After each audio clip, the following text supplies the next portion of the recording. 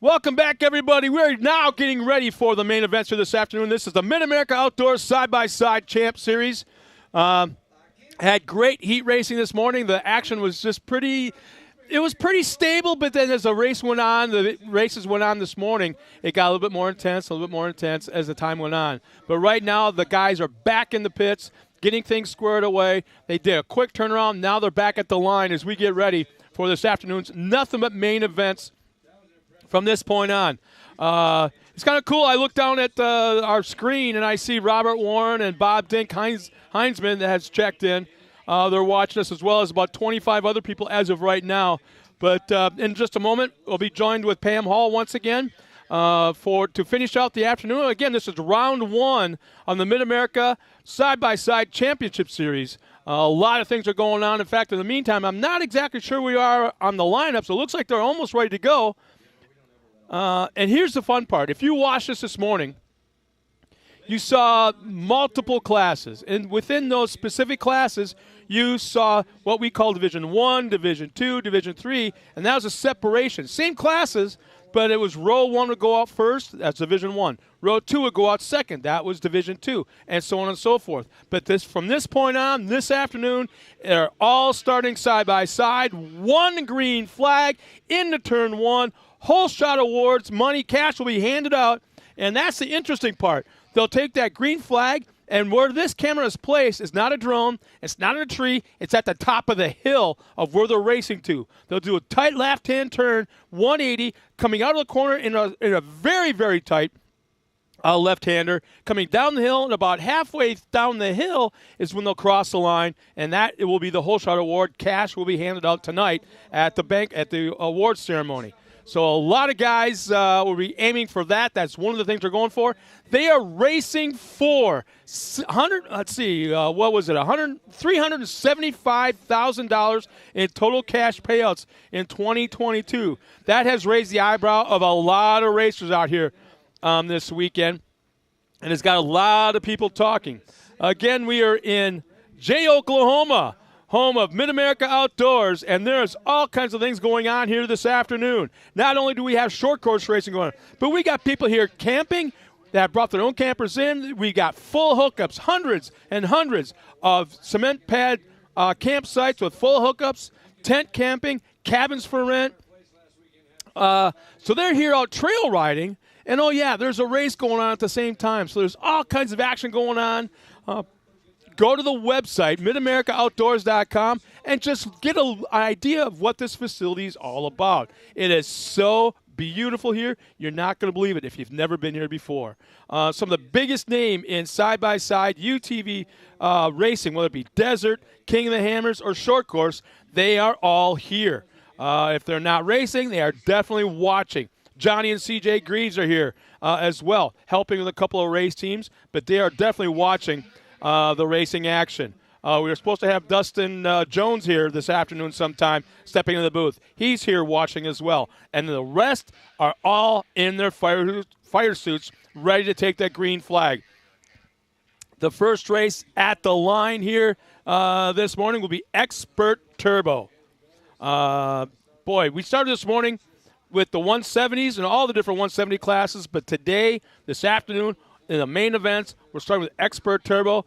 We're going to start right at the top of the list. And once again, being joined by Pam. Pam, take your time, relax, have a little. We've been up here since, about 8:30 this morning. And so without a break, here's the best part. We are about ready to see a whole lot of very, very cool racing.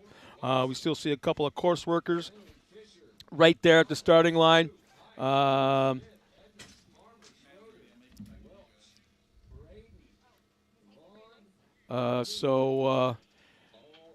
time will tell when we're getting ready to take that green flag.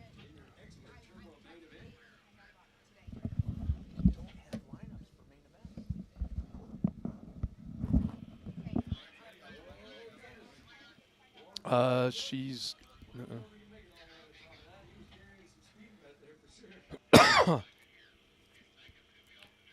I can't wait to see what this place is going to be like come... Okay. We don't have lineups up here, man. All we have is what we had from this morning, and that's completely different. So let's see how many rows deep. I want to say it's about just about to take the green flag. We're almost underway for the second half. Main events from this point on here at Mid-America Outdoors Side-by-Side Championship Series. Everybody's chasing $375,000. We're underway. Green flag is out. Here we go. They're all taking the green flag. Up to the top of the hill. Tight, tight left-hand turn. The whole shot.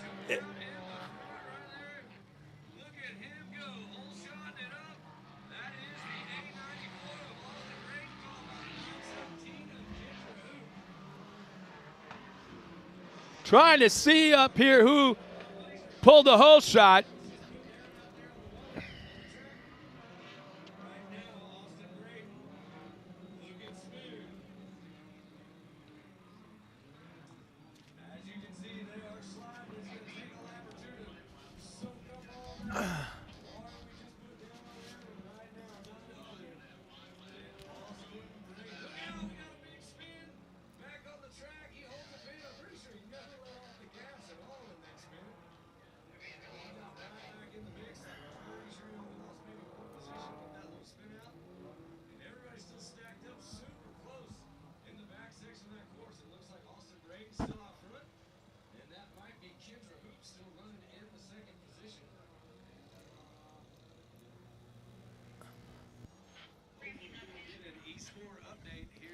So our top four cars are slowly pulling away from the rest of the field as they come down the hill in the back section. Go through a little bit of that dogleg area. The track has been watered and graded in certain areas, but so it might be a little bit greasy right now as there's still a little bit of water on the surface of the dirt here.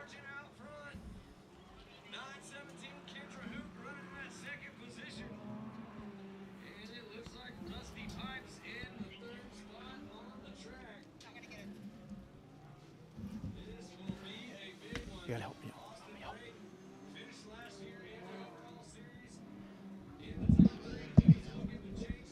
So right now the running order in our top five as they're about to complete the first lap. They come across Austin Braden out of North Lake, Texas in that top spot. Kendra Hoop from Broken Arrow running in second. Rusty Pipes up there in the top three from Bossier City, Louisiana. And Jonas Fisher of Tulsa, fourth. And in the top five, Elmore City, Oklahoma's Eric Vaughn. Round out the top five. And this will be a, was it 7-lap, I think, main event? I'm not positive. You know what? I actually made a note here. Let's see here. They're extending the main event races by a lap, I think, for all the classes. Let's see here. It looks like the top four now have lined up nose to tail. A little action going on for third and fourth. A little bit of contact going on as they come around the corner. And let's see, that's Jonas Fisher and Rusty Pipes. And let's see, I want to say they're still running side by side down the back section into the rhythm. That is definitely a good race going on back there. And yes, it looks like they were supposed to only do 4 laps for the amateurs, the 170s and the experts, and they have changed that to 5 laps. And our pro class are going to actually do 7 laps. 7 laps, gotcha.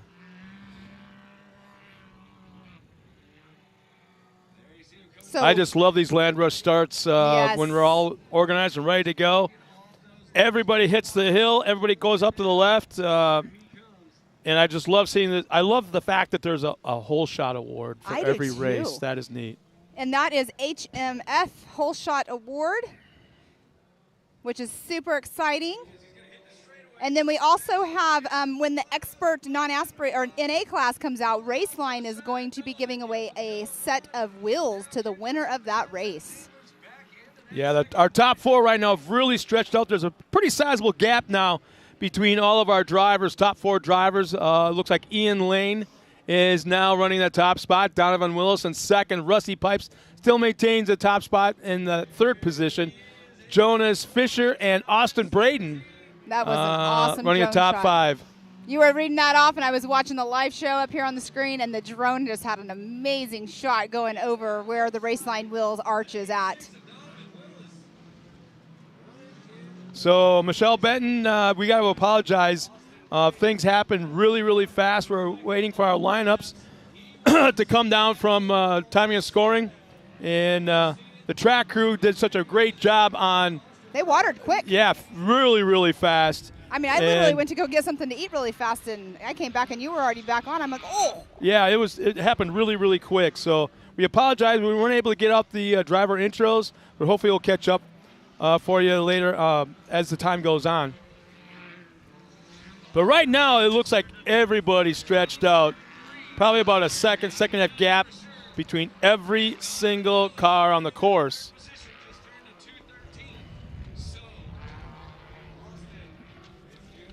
Exciting racing going on for sure.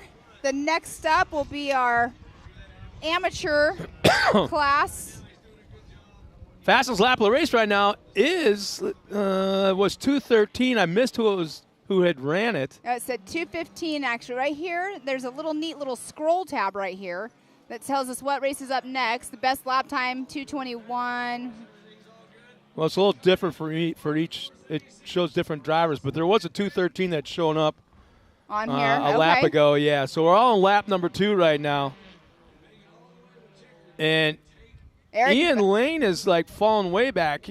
Something has happened. We haven't seen him anywhere on the course. And Eric Vaughn is in that number 1 spot. So he's moved right up. now. Yeah, Jeremy Farmer's moved up. Kendra Hoop is moved up, and Christopher Smith and Donovan Willis. Austin Braden's fallen back. Mm-hmm. Some Lots Rusty of Pipes. stuff. There something must have happened between Ian Lane and Rusty Pipes because they were running the top 3 on the last lap, and we happened to miss it. Well, but and back behind us, you can't see it on camera right now, but there is a racer off to the side over there. And there's another one stopped down there right before the rhythm section as well. And we have one on the hill just before. So quite a few little. You know, they always say, oh, that course looks fun and easy. These courses, as easy as they might look, they're not that easy on these race cars. Yeah, when we start talking about some of the modifications these guys do, basically takes away the reliability of a lot of these machines. And you wouldn't think that, but that's just the way it is. The added speeds, the added horsepower, hard on the drivetrain, the suspension. And I don't understand how this works in short course. I don't understand how this happens. But obviously when they start tight together, and then about midpoint, all of a sudden, next thing you know, there's like seconds, 3, 4, 5 seconds between every single car, and then with like a lap or 2 to go, why did all of a sudden they come back together and they're running nose to tail? It's kind of interesting to see that. I just got word that we're going to be getting our lineups. That'll be exciting to have. So the watering the track definitely made it look a lot nicer out there. Not having the dust cloud. When you have a drone now and we see those drone shots, you'll be able to see where the lines are easier for the racing. Exactly. Where the actual track is. And here we go. We talked about how there was a separation of 3, 4, 5 seconds between every single car, and as the race goes on, they start to come back together again. Here they come. They start to come back together again. Somebody was off the side just now and came back on track. We'll be entering in. We'll be beginning lap number 4 this time by. They're so quick. These lap times are super quick.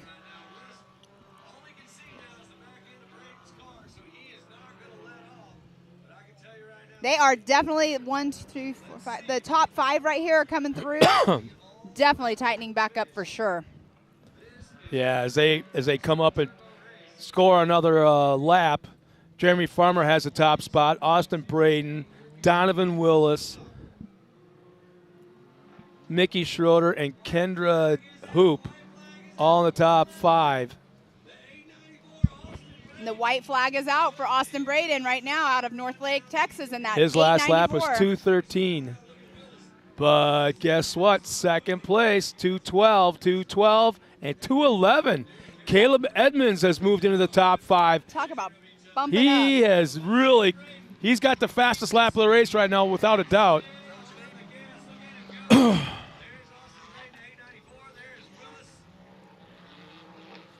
All right, we have our lineup in front of us for the rest of the day. fourth place car's got the fastest lap, and he's all over the back bumper of our third place car, Mickey Schroeder.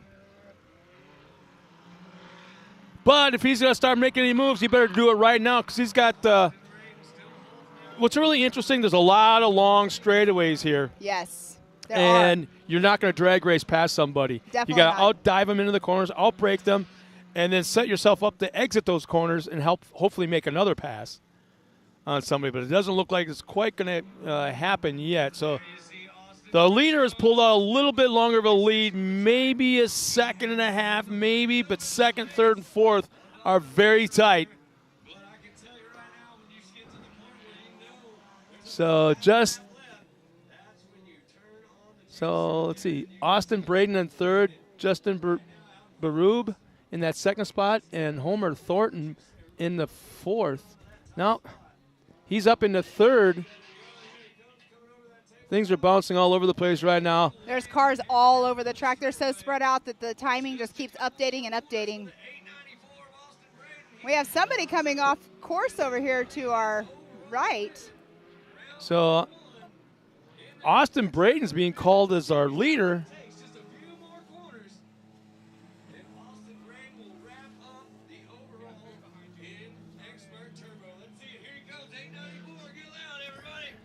Coming up around the corner. And then the 444. Let's see who'll take the win. Austin Braden, Donovan Willis. Mickey Man, they finished Schroeder. very tight, yeah. Wow, that Lap is times so 2:12, 2:10, 2:11, 2:10. So Austin Braden will take the win, and I believe That the is- overall win as well for the weekend. Donovan Willis second, Mickey Schroeder third. That's our podium. Our top five is Caleb Evans in fourth, and Kendra Hoop in that top five spot. From What a six good on down, race. yeah, 6 on down. Let's see. And who got the whole shot? Do we know who got the whole shot? Jonas Fisher in that sixth spot. Homer Thornton. No, Homer Thornton's dropped back another spot. Justin Barube will finish seventh. So they'll clear course before we go on to the next race as well. Yeah, so it's going to take a little bit of time as the cars have to be cleared from the course. Final check on course conditions, and then we're going right away into our next race, which is what, Pam? Our next race is our amateur turbo class. So we have 16 racers that are going to be starting in the expert turbo class. Well, that expert turbo. I know one of them very well. These expert turbo starting next? No, I'm sorry, amateur turbo. Amateur turbo. I know one of them very, very well. Well, it sounds like Tiffany's got our top spot, our possible, I think, weekend champion as well, besides our race winner. Let's go down trackside to Tiffany Stone. All right, Austin, you are the first top winner of the day, taking second in your class last year, pulling out the first win here at Mid-America. How are you feeling? Feeling great. Track's awesome. It was a little slick after they just watered it, but I love this place. And talking about that, we made some changes to the track and the course, of course, from last year to this year. Added a cool tabletop out there. You guys are just hitting it, flying it. How are you feeling about all of that? I love it. Can't beat it. Awesome. I know you got to thank a few people, of course, for helping you get here today, taking that top spot. Family, friends, TMX, Raceline, Evo, all them.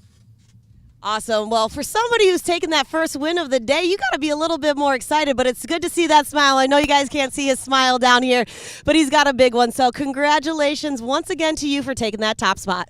Awesome. Thank you, ma'am. Thank you. All right, and back up to you guys. Thanks a lot, Tiffany. And, well, the fun begins now. Now you're going to start seeing the real emotion of our Yes. winners down trackside. It's one thing to win a heat race. It's kind of cool, pretty exciting, but that's not the main goal of everybody here that's Right. racing. They want that top spot in the main event. So, well, again, what's our next race that we have? Our next race is our amateur turbo class, and I'm going through right now and looking at everybody. We have 16 racers that are going to be taking the green flag. And All at one time, no divisions, no staggered starts. Right. Everyone takes one green flag. What's our lineup there, Let's see here. I'm actually going through because I don't have their first names on here, so I'm going to actually just go through their last names. We have the number 1 position, last name Steven. Number 2 position is Stewart. Number 3 is Moore. 4th is Knowles. 5 is Arknow. 6, Thomas. 7, Hall. 8, Vanover. 9, Murphy. 10, Vogelsong. 11, Mangus. The 12th position is Vector. 13 is Mokel. 14th position is Holden. 15th, Gorsuch. And the 16th position, Jones. And they are getting ready to go off the line as we speak. You can see them all lined up on course. I love that shot. This Land is rush so starts. nerve-wracking because my kid is in there. So where's he starting at? He is in the 7th position right now. Here So we he's go. pretty much You dead can center. see Right around TW. dead center in the front row. Yeah, TW is going across the line right now. He runs across, make sure he gets a thumbs up from all the drivers. Waiting for that green flag to drop. Turn 1 up the hill, probably about 200, 220 feet worth of elevation change. It starts off as a soft left-hand turn into a sharp And left-hand there turn. they go. You can Exit. hear them off the line. Top of the hill, and that soft lefter almost to a stop into a sharp left-hander coming down, and we have now got a whole shot award winner. Let's Yes, see we who it do. is. A red car. The number is, I can't tell. I can't tell either. 321. Yeah, That's my kid. There was a 2 in the middle of 3 numbers. That's all I could pick up. Well, does it drive a red car? Yeah, it is red. Are you gonna have a hemorrhage? that my green? kid? Are you My- gonna have it? She's gonna hemorrhage up here in a second. Here, I'm guys. sorry. I'm not going to be biased. I'm not going to be a soccer mom, but my husband's right here spotting for my kid, and he just turned around and gave me the number 1 position. So that is Hank Hall out If you want, you know what? physically on course. Nope, I'm good. No, take a break. Go enjoy yourself. I got you covered. I all have right. the best seat in the house. And I think the best thing in the house is next to your husband. I would love to hear what he's saying. I would love to hear what he's saying. See, we don't stand next to each other during races anyways, but that is awesome. We have the Hank Hall out in that number 1 position. He's the one, we were talking about earlier, was going to be in the Youth 1000 class, and we stuck him in the Amateur Turbo because we are in the process of getting him his own I think turbo. he's found a home. I think so, too. Mitch might have to give up his car. So not a bad lead on lap number 1. Now we're going to see how he handles these tabletops in the long straightaway in the backstretch where the speeds are built up. We heard from one of the drivers that were up He here. just used the bank. Okay. I'm not quite sure what class he was talking about, but top speeds of 80, 85 miles Oh, an wow. hour. I'm sure. Right here. I don't know who is in that number 2 position, but we have Hank Hall number 1. It looks like it's a Can-Am possibly in that number 2 position. I can't see the number. Stewart, I heard Stewart in that 2nd position. There's a race going on for number 2 and 3. Looks like Hank Hall and Noah Vogelsloff, Cooper, Stewart. Yeah, Sean Murphy in that 4th spot and Justin Moore in the top 5. Oh, North Carolina, Florida, Georgia, Oklahoma, and Texas all representing that top 5 right now. we got a race going on now for 1 and 2.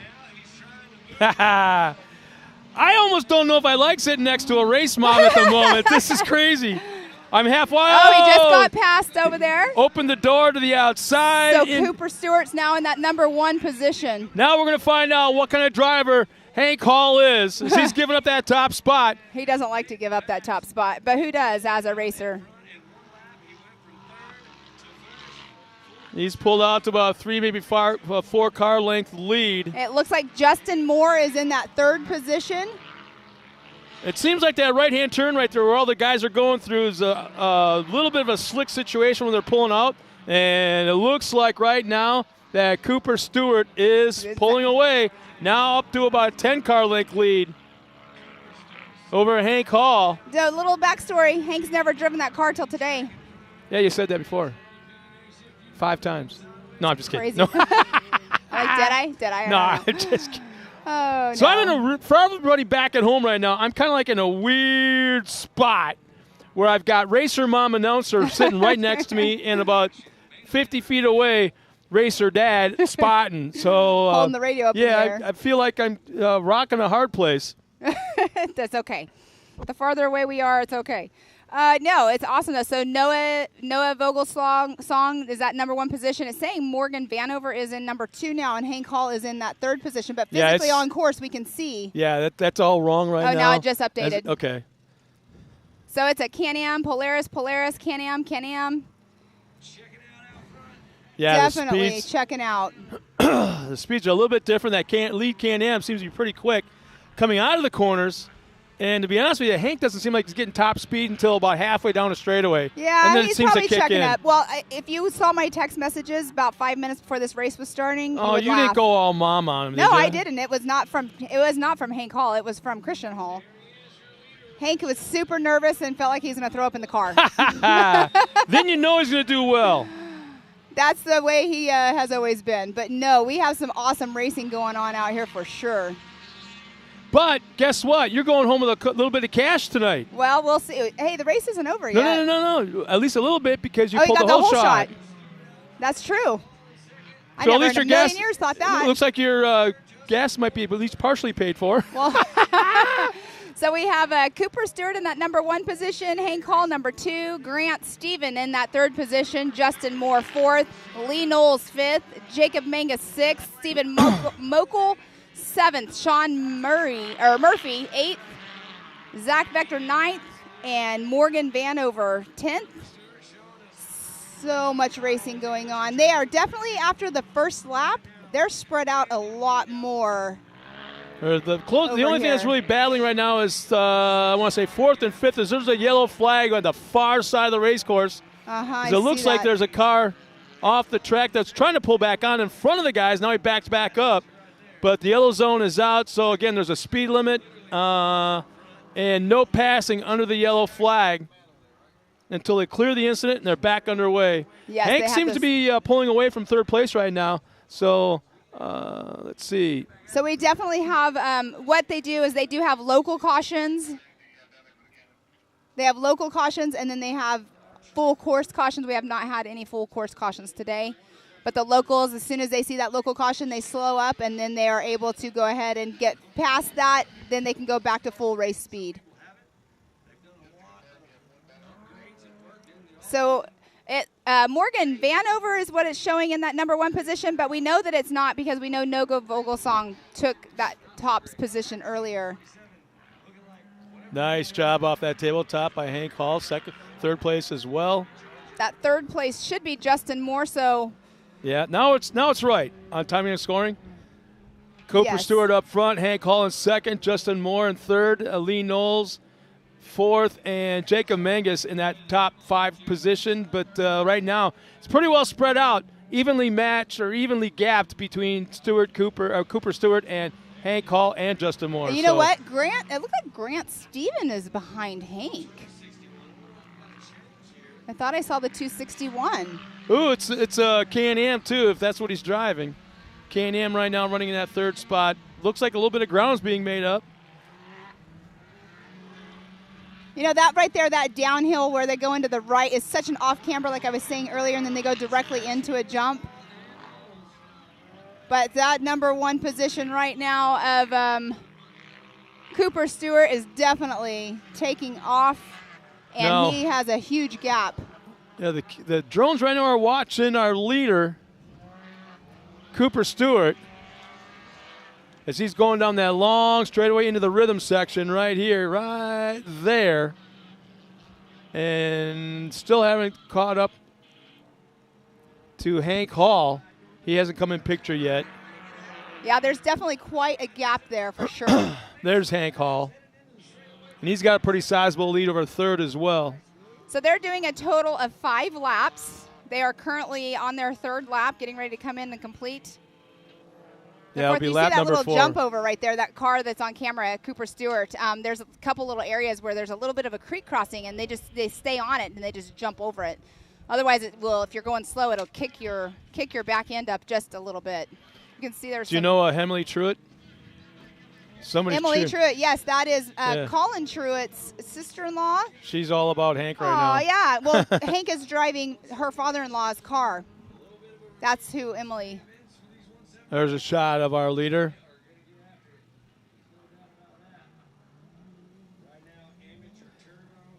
Right now, it makes it look like that drone shot makes it look like this is a gravel pit. Some areas feel like it. Some areas do feel like a gravel pit, but nothing like the gravel pits that you have out like in Prim, Nevada for like the Mint 400 areas. There's our leader. So Cooper Stewart just went through, got the white flag.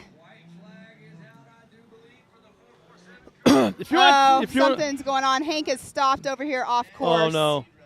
Yep. Not sure, but he did get off course.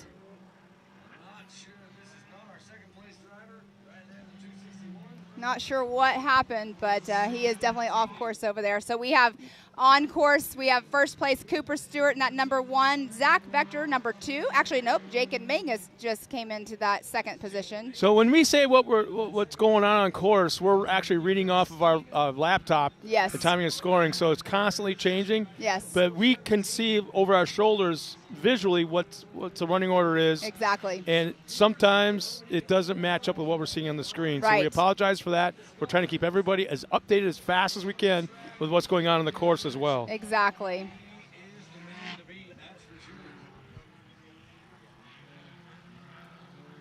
Man, a huge, better than a full straightaway lead. The belt, I think it's the belt broke on Hank Hall's car. Is what if I can read the sign language correctly from my husband over there.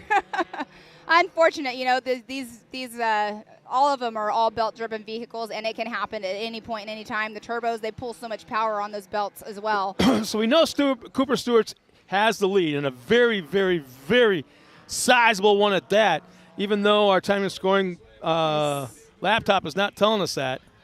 It's just bouncing back and forth here, but definitely good racing going on out there. This is the amateur class, the amateur turbo class.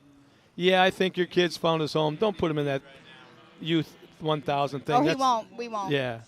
Don't do that. that. Class is already not happening. Mommy's decided. No, I didn't decide. Other people decided for us. But no, we're in the process of getting him a race car. It's just on the West Coast. And here comes our leader. Around one more turn down the front straightaway in front of the crowd here. All by himself. And he's getting that checkered flag. Mr. Cooper Stewart just took that number 1 spot. And we don't even hear any other cars. He has such a huge lead. No, he has such a huge lead, yes. We're talking, okay, is this still March? Yes. Yeah. March 19th, I think, is today. No, he has such a huge Oh. Oh, I don't follow all the time. Let's see. Here, you can ask him.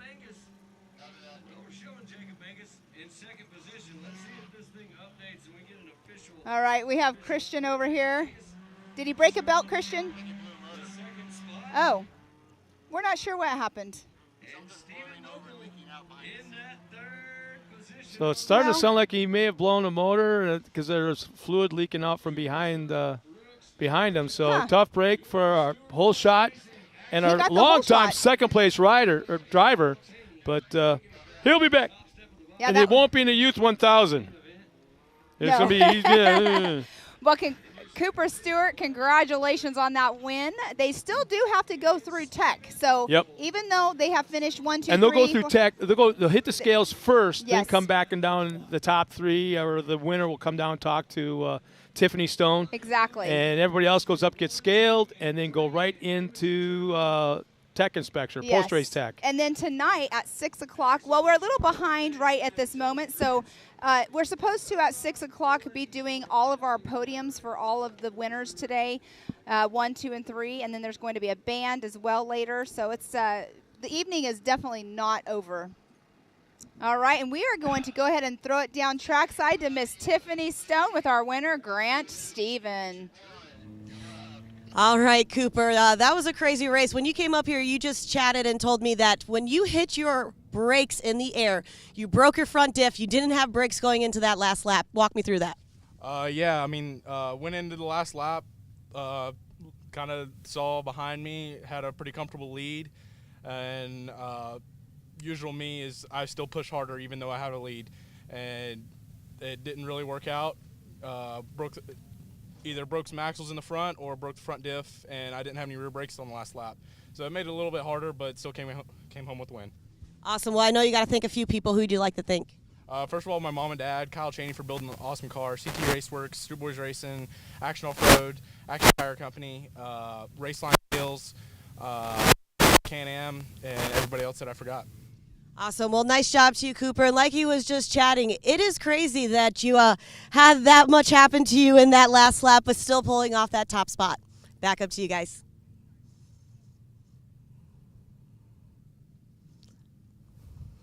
Perfect. I hope I'm clear. Appreciate it. You're welcome. Thanks a lot, Tiffany. And well, you now know, everybody at home, you now know what Pam Hall's having for lunch. I'm having cheese fries from the food truck. They were not supposed to come back to camera. My mouth was full, so I Yeah. looked like a chipmunk. I think he purposely did There's that. no vanity here, It's none at all. It's because I called him Travis. Well, let's look at what our lineup is for our next race. What do we have, Pam? We have Or should I call you a mouthful? You call me, what is it, Alvin, Simon, or Theodore? Yeah. Chipmunk mouth. We have our 170 limited race, our 9 through 12 age group. We have Singleton in that number 1 position, Graham in number 2, Sides in number 3, I can't even talk, Ewan in number 4, Stowers in 5th position, Cotto 6th, Caraway in that 7th position, Hill 8th, Yoshimoto 9th, Green in 10th, 11th is Smith, and 12th is Beeman. So we have 12 cars taking the green flag in this 170 limited 9 through 12 age limit. And the green flag is out. Sounds like we're on our way. A lot of upset bumblebees.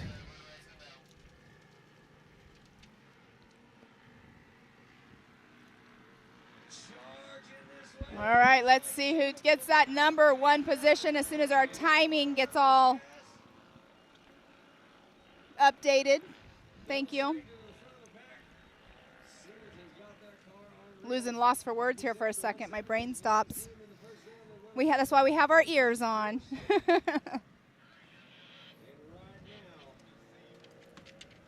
So before our timing comes up, we do have some sponsors to thank here. I'll get my notes up. We do have Nitto, MRT Tires, 360 Wraps, Raceline Wheels, Ultimax, Gates, Maxxis, HMF, Super ATV, Oklahoma Ford Association, and Hamel Metals. And then today, HMF is giving a whole shot award to anybody who gets that whole shot. And then on the Expert NA class, Raceline Wheels is sponsoring a free set of wheels to the winner. That is super, super cool because Raceline Wheels, I actually personally run Raceline Wheels myself. We have them on all of our vehicles.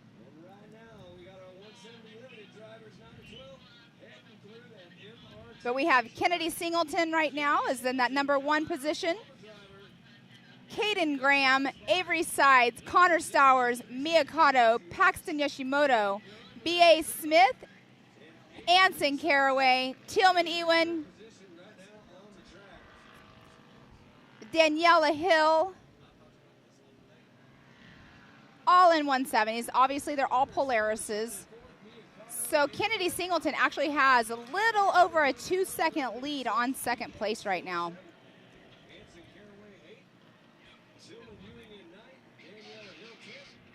So I stopped at Daniela Green, then we have Daniela Hill, and then we have Michael Green in that 11th position. Kennedy Singleton is definitely already creating quite the gap between her and second place.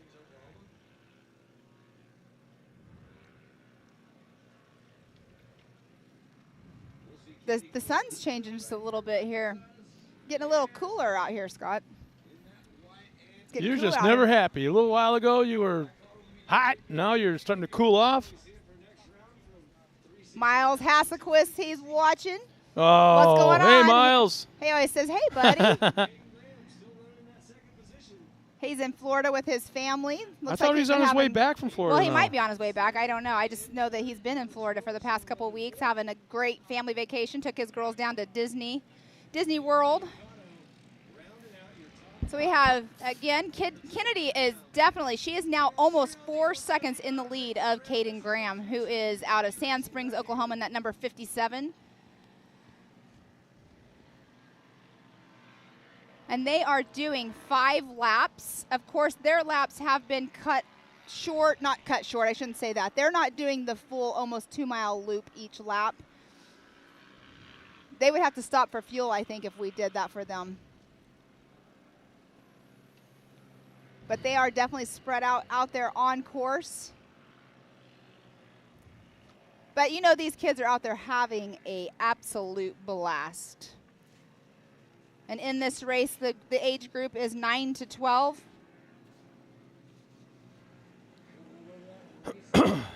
So we have the 9 to 12s right now. Next up will be our 6 to 8 170 limited class. And right now there are 11 cars out on track. We did have 12 earlier that actually were qualifying, or not qualifying, in the heat races. So it looks like we just had one not start.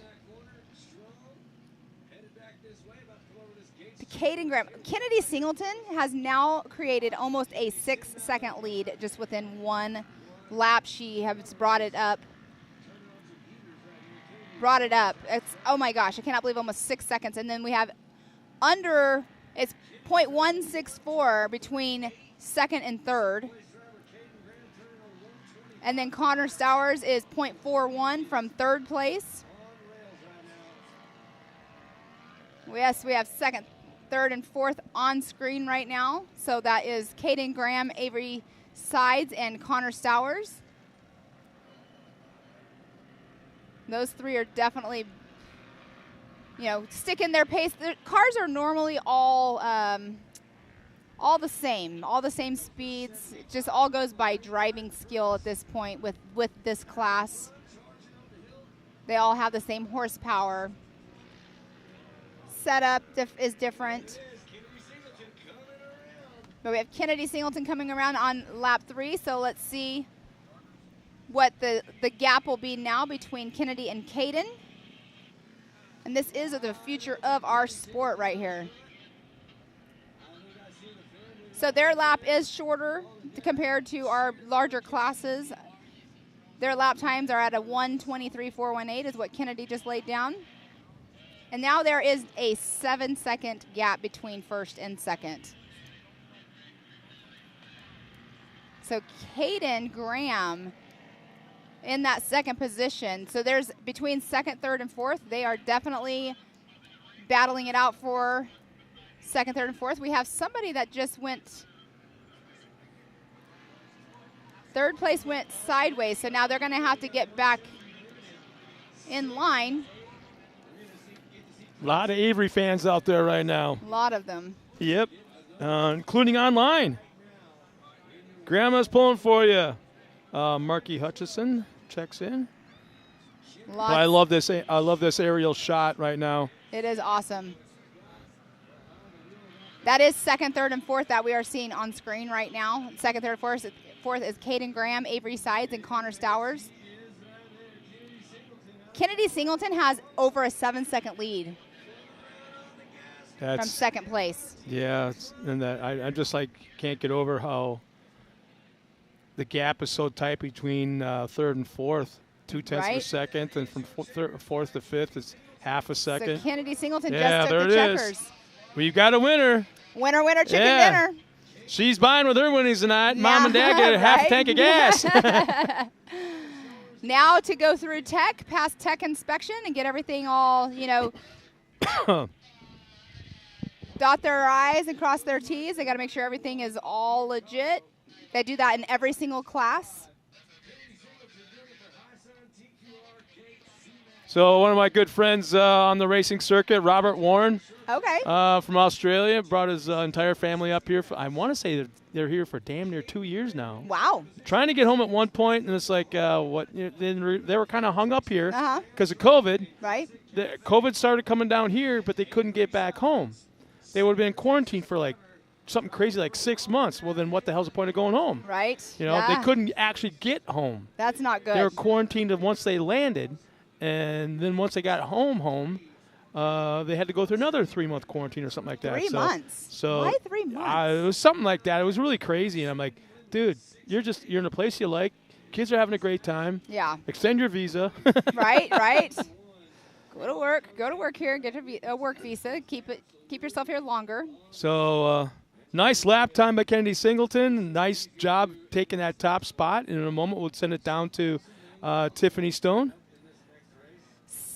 So we have the one. So let's she go kept through. going, no? Let's go through. Oh, Okay. I mean, if you just win a race, you're so excited. Well, I told you earlier, one of the most dangerous jobs in all of short course off-road is a corner flagger for the 170s. Oh, goodness gracious. Okay, so let's go through our finishers right now. We have Kennedy Singleton in that number 1 spot by 9.5 seconds. Then you have Caden Graham, Avery Sides in that number 3 spot, Connor Stowers in 4th, Mia Cotto 5th, Tillman Ewan 6th position, B.A. Smith 7th, Daniela Hill 8th, Paxton Yoshimoto 9th, Michael Green in 10th position. So it looks like Anson Caraway is the only one who did not complete all 5 laps of that race. But you know that those kids, no matter where they finish, they have a smile on their face. And we have our next lineup coming up, which will be our 170, our 170 6 through 8 class. That is next up on the line. We have 10 racers that are actually taking off the line. We have, sorry, I'm going to tell you this again, but we're going to have just the last name. St. Peter, you can see TW going across there. Mr. Todd making sure he's getting a thumbs up from all the kids, ready to go. Having a blast. This is our 6 to 8-year-olds racing. And they are off the line.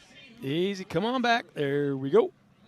Everyone's going off the line at the same time. No divisions, no staggered start. And Dexter Warner's now checked in. This is his class. He should be out there right now running Dex. Great shot. Up over that little bit of an upper hill knoll. Yeah, Dexter's going on. Come on, Cam Ledbetter.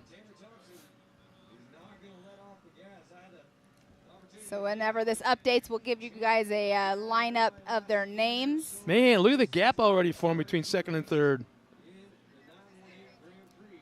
Seat time, seat time, seat time.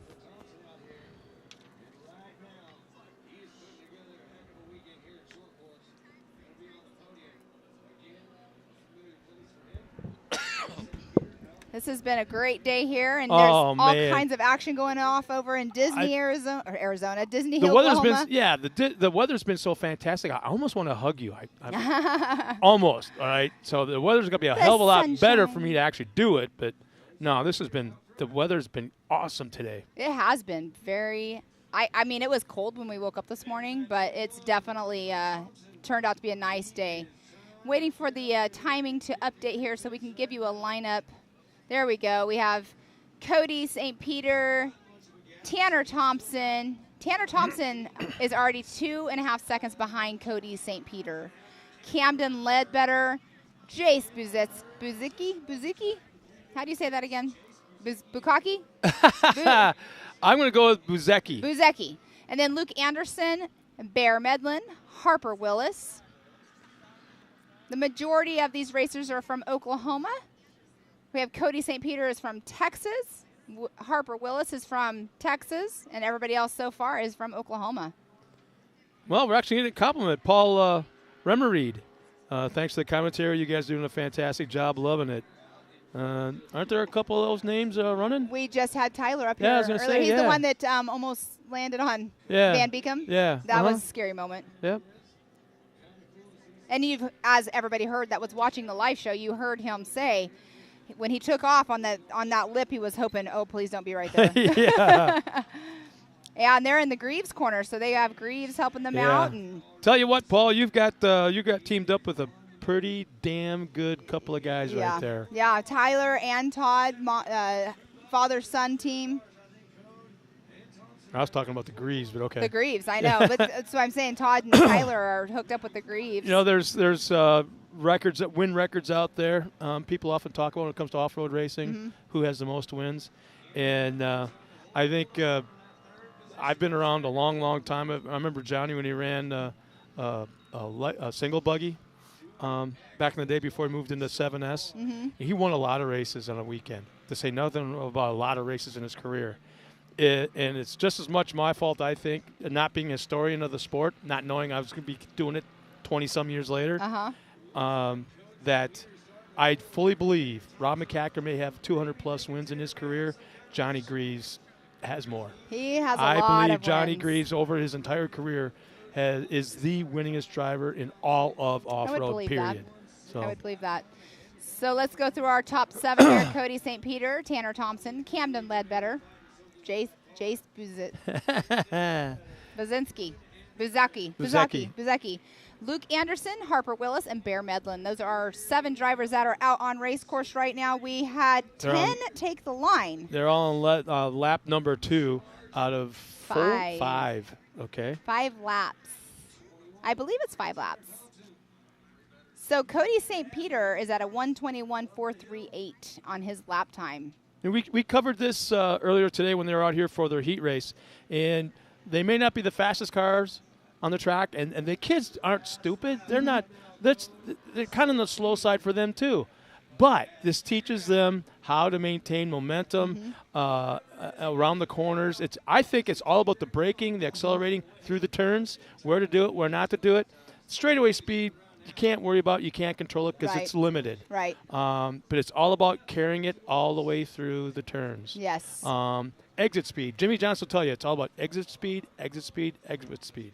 You got to know when, like if you do lift in the corners, you got to know when to gas it to get get that back end around enough to set you up to get back on that straightaway. And this will carry through to classes as they move through the divisions.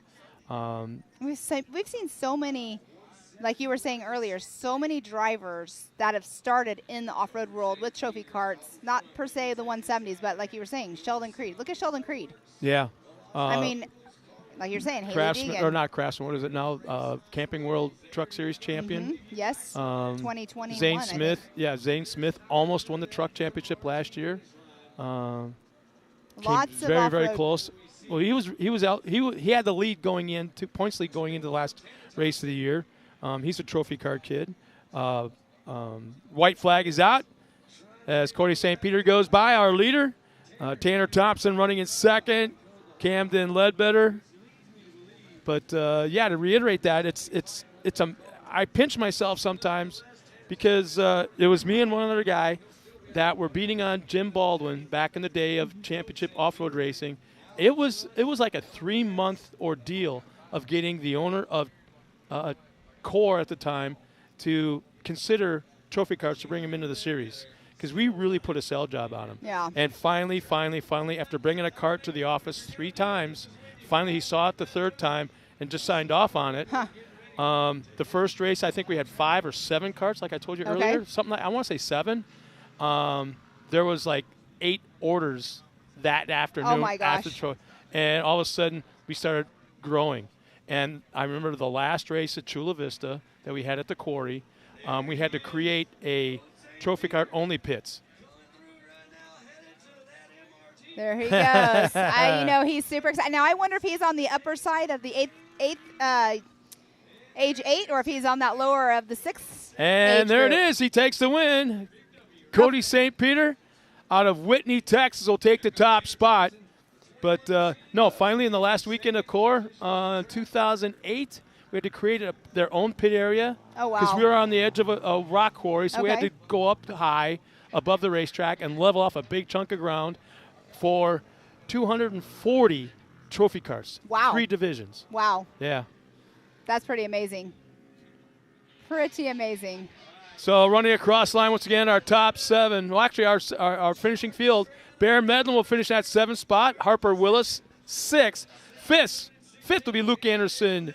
4th, Jace Buzecki. Camden Ledbetter in that 3rd spot. 2nd, Tanner Thompson. And our winner, once again, Cody Thompson. Cody St. Peter in that 63. It sounds like we might have him stop down there, too. That's super exciting. No way. Well, it's because it's slower, and you probably saw Tiffany Stone jump on the cart as drove by. Stop. Stop in front of me. She's really awesome about getting their attention and getting them stopped. But like earlier, I mean, Kennedy was probably so excited, just went on through and didn't even pay attention, just wanting to get up there and get that car teched and go up to that winner's circle at 6 o'clock tonight for the award ceremony. I'm looking at the finishing arch. All right, and it sounds Yep. like we have Miss Tiffany Stone down there. So down trackside with Tiffany Stone. All right, Code. It's so good to chat with you today. How are you feeling overall, buddy? Good. And how was the track for you today? What was your favorite part? The jumps. The jumps. How did you have to get that all together for you? What did you have to do to make sure that you hit the jump perfectly? Full speed. Full speed. Look at you, Code. I like your little smile that you have down here. So overall, you're taking that top spot right now. We're still going to do podium and trophy later, but who would you like to thank right now? My mom and dad and Rhett. That's all. That's all. Your mom, your dad, and Rhett. Well, wonderful. Good to see you. Is this your dad back here? Yeah. Perfect. Well, he just wanted to say a big congratulations to his mom, his dad, and Rhett. And Code, I'm going to let you go enjoy and celebrate that top spot. Okay, buddy? All right, back up to you guys.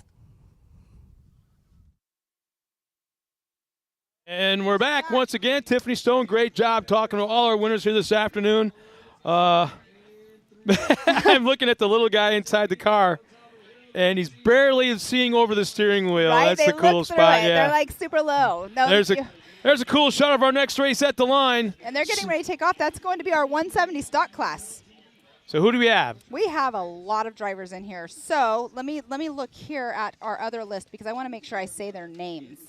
So Wow, look at that! Look at that picture. we have Westlyn Coates, Rossi Thomas, Ryder Thomas, Caroline Claire Ewing, Carson Summerfield, Caden Vanover, Heston Hess, Paxton Shamblin, Easton Helms, Bear Medlin, Haiti Cowan, Blaze Medlin, Carson Hill, Atlee Yoshimoto, and Daniela Hill.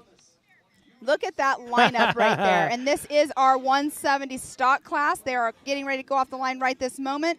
Now, the 170 stock class, there's certain things you can and cannot do. You have to, of course, in a stock class, you can't just show up with a car without harnesses in it. It has to have certain safety measures. Look at them already going off the line, getting super close together. And it funnels into It's like about 4 cars, 5 cars wide, going up over that little bit of a tabletop. It's like a bunch of little bumblebees going through. Oh, I just got a message here from Dexter Warren, our little guy that should be out there racing in this class. He goes, "Hey Scott, I'm coming and I'm bringing Vegemite." The hell you are? That whatever it is, that Australian crazy Vita Vegemin stuff. Oh, Vegemite. Yeah, that ain't happening. I won't. He's been trying to get me to have one of those sandwiches. Yeah. My cousin. I got a whiff of gave me one. some. No, Ain't happening. No, definitely not. He won't even eat it. Picky Pam here. That's my name. So a little bit of So- separation, and go ahead. I'm sorry. I was Paul Rimreed said, thanks, and FYI, Tyler has personally built all 5 of his cars. He and his dad race. Takes a lot of work to be a top racer. CJ and Johnny Greaves have been so helpful with car setup and teaching the guys the way. That's awesome. Awesome, awesome. Look at the race already going on over here with our little guys. I love seeing these kids out on course Your English changes when you talk about little kids and because they're so cute. little guys. These little cars. Have you ever been in one of these 170s? I don't even try. I'm too fast. Yeah. Whoa! I hear a fan base off the side of the hill. Let me go back to Hey. the timing here. I was looking at all the Facebook. So we have Caden Vanover in that number 1 spot, Carson Summerfield in number 2, Carson Hill in 3rd, 4th, Rossi Thomas, 5th, and Daniela Hill, Easton Helms 6th, Heston Hess 7th, Carolina Claire Ewing in 8th, Medlin Bear Medlin in 9th. Looks like the 10 and 11 just crossed the line roughly at the same time, Paxton Shamblin and Westlyn Coates. So we have 12th. There's Blaze Medlin in that 12th position. Haiti Cowan. I hear in the background Hattie, so it must be Hattie Cowan. These little kids are from all over. 14th, Atlee Yoshimoto. You just proved my point. What? For years and years and years, I always knew mothers had ears in the back of their head. I do. Because I can't hear nothing, but the fact that you can hear somebody yelling, it tells me you have ears in the back of your head.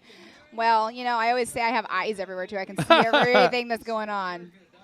Man, some great racing. Our top 3 right here, as you look on screen. Looks like we have somebody off A to the nice side there. pass on the outside.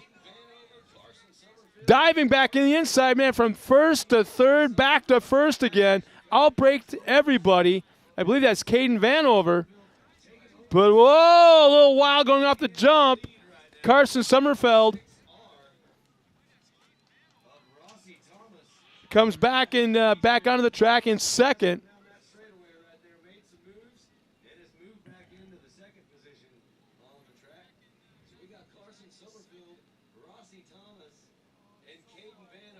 So Summerfield has the top spot.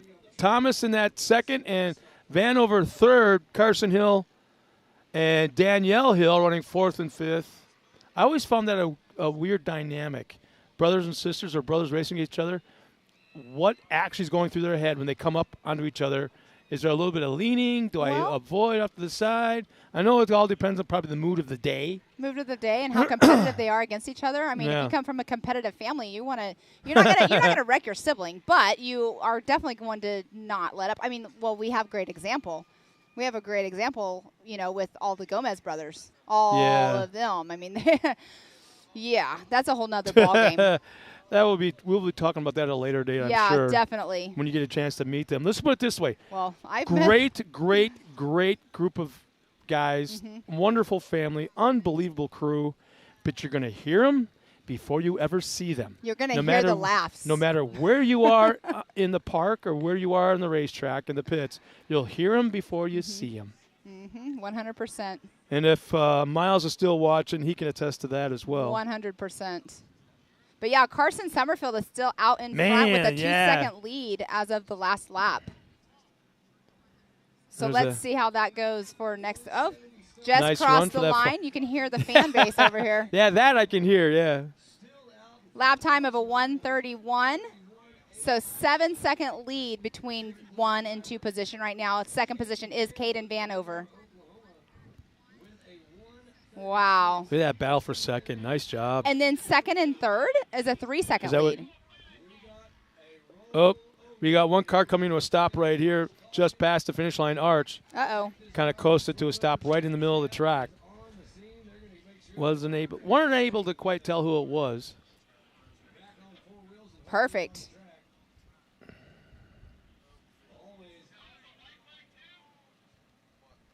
That's just past the finish line arch, right in the middle of the track. As we have a car also stopped.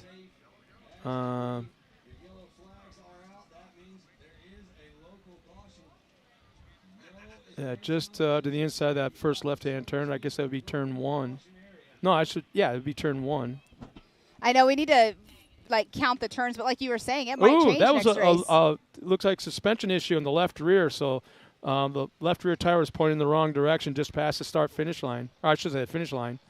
And then we had another car stopped about 100 feet further down the track. But as we glance back up, everybody's on lap number 3. They have 2 more to go. Yeah. Sounds like Carson Summerfield's coming in for the white flag. The flag, though, here very shortly.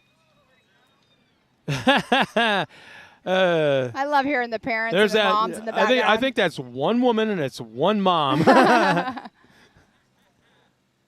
Hey, I've been that mom. Yeah, I know. I just couldn't do it today. Yeah, you were ready to explode from the inside out. I was. I think I held it together very well. I tried like hell to get you up. You tried to get me to go away, but I'm here for work. Yes. I know my kid's on the course, but I'm here for work.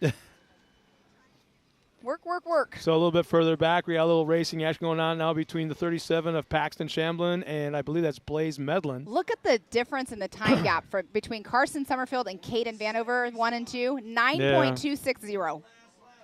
That's a huge gap with these little 170s. So the white flag should be going out this time by. Nice bit of speed by our leader heading down that backside.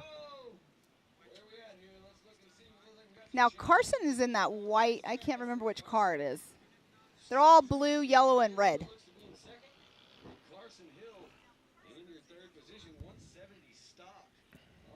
Uh-oh. Somebody stopped on track. I can hear in the background.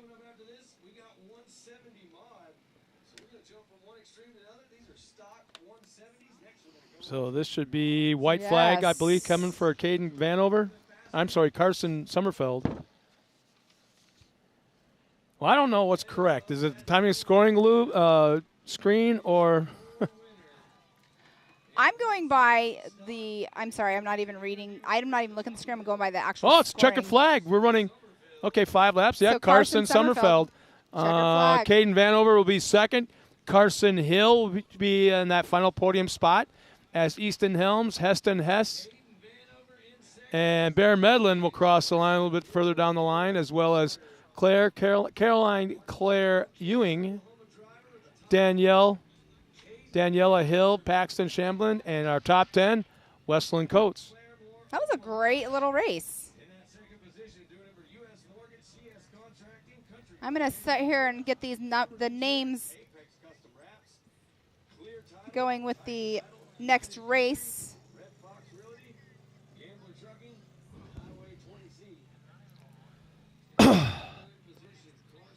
Our next race will be, what, 170 mods? 170 mods. I'm trying to Wow. set this up to where Am I looking at that correctly? 17 entries? Yes.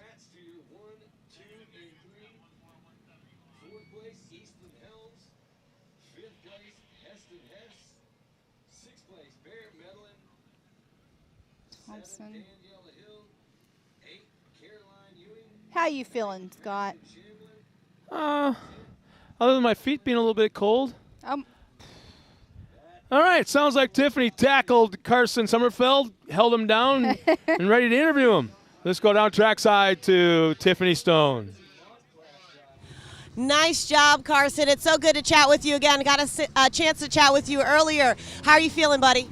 I'm feeling good. My dad said whenever I was winning, he said, let's go, baby. And whenever I got off the finish line, he said that.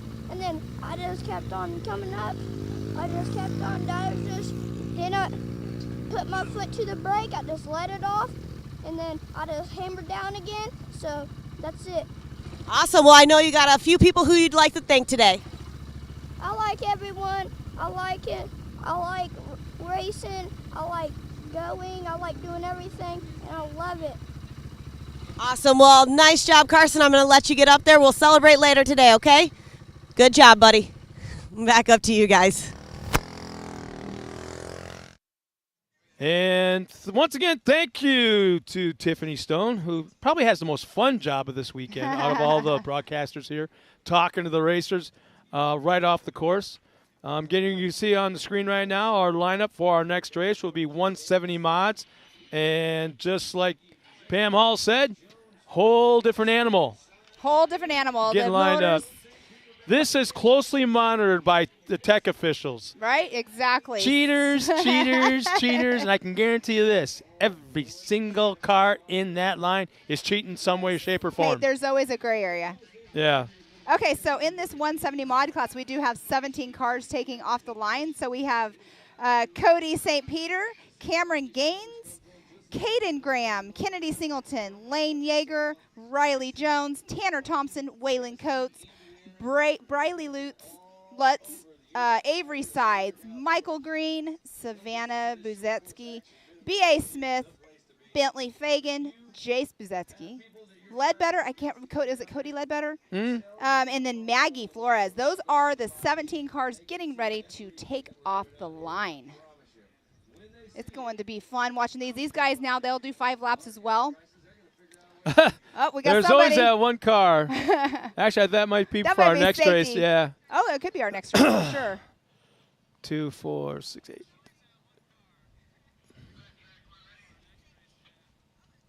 So it looks like 13 cars actually made the call and that are at the line.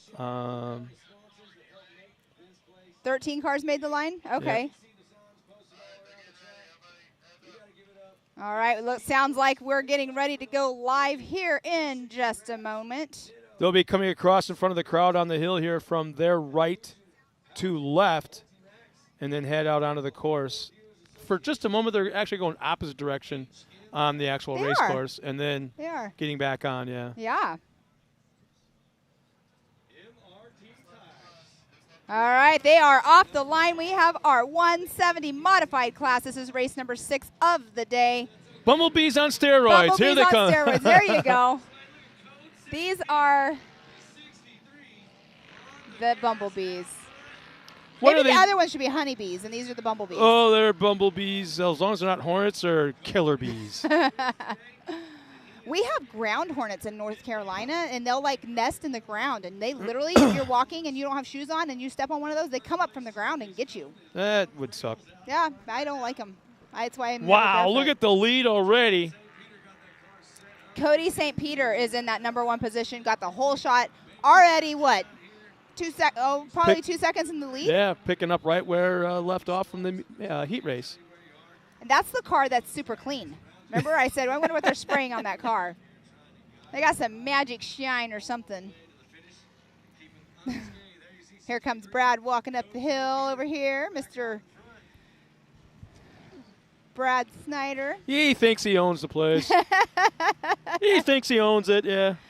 And his fire, you should have seen him and all of his crew last night out at the big meet run in their fire safety equipment. He's a fireman wannabe. I didn't realize that they were firemen as well. Yeah. I learned something new last night. He owns it. Well, That's his fire department. Oh. Yeah. Oh, I had no clue. Yeah. I learned a I lot wanted just by to know- shutting up once in a while. I was so cold last night, and I can't remember which one I said it to you. I was like, how do I get one of those? I was a fire explorer in high school. I was freezing. I just needed some warm clothes. All right, so we have Cody St. Peter in that number 1 position, Caden Graham number 2, Kennedy Singleton 3rd, Riley Jones 4th, Lane Yeager 5th. Oh, so it sounds you like seeing? what we've been saying, Cody St. Peter all day is actually code. Code. Oh, like So code. thank you for the So sorry. Lacey. Thank you for the information. Thank you, And we had Lacey no Tewksbury. idea. And I hope I just pronounced her name correctly. Tewksbury. I don't know. Lacey's racing. Lacey raced earlier. Code. I feel. I saw that it was Code, but I thought it was Cody. Code St. Peter, that number 1 position with a 1:12. That's the fastest. Well, of course they're in a mod, but that's the fastest lap time in the 170 Wow. class. The speed they're going as they come back past us, actually behind us. Well, okay, so 15 second lead between 1 and 2. Code St. Peter and then Caden Graham. Boy, it seems Wow. longer than that. Wow. It's like he's on his way home. He's He's in at the another exit time ramp. zone. Yeah, he's at the exit ramp heading home. Completely different time zone. Johnny Greaves just walks by.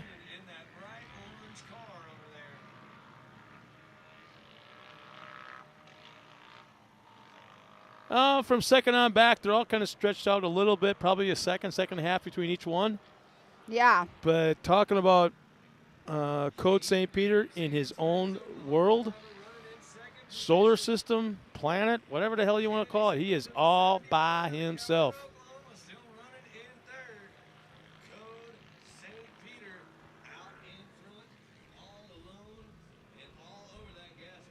I am looking forward to a steak dinner tonight in the amazing restaurant here.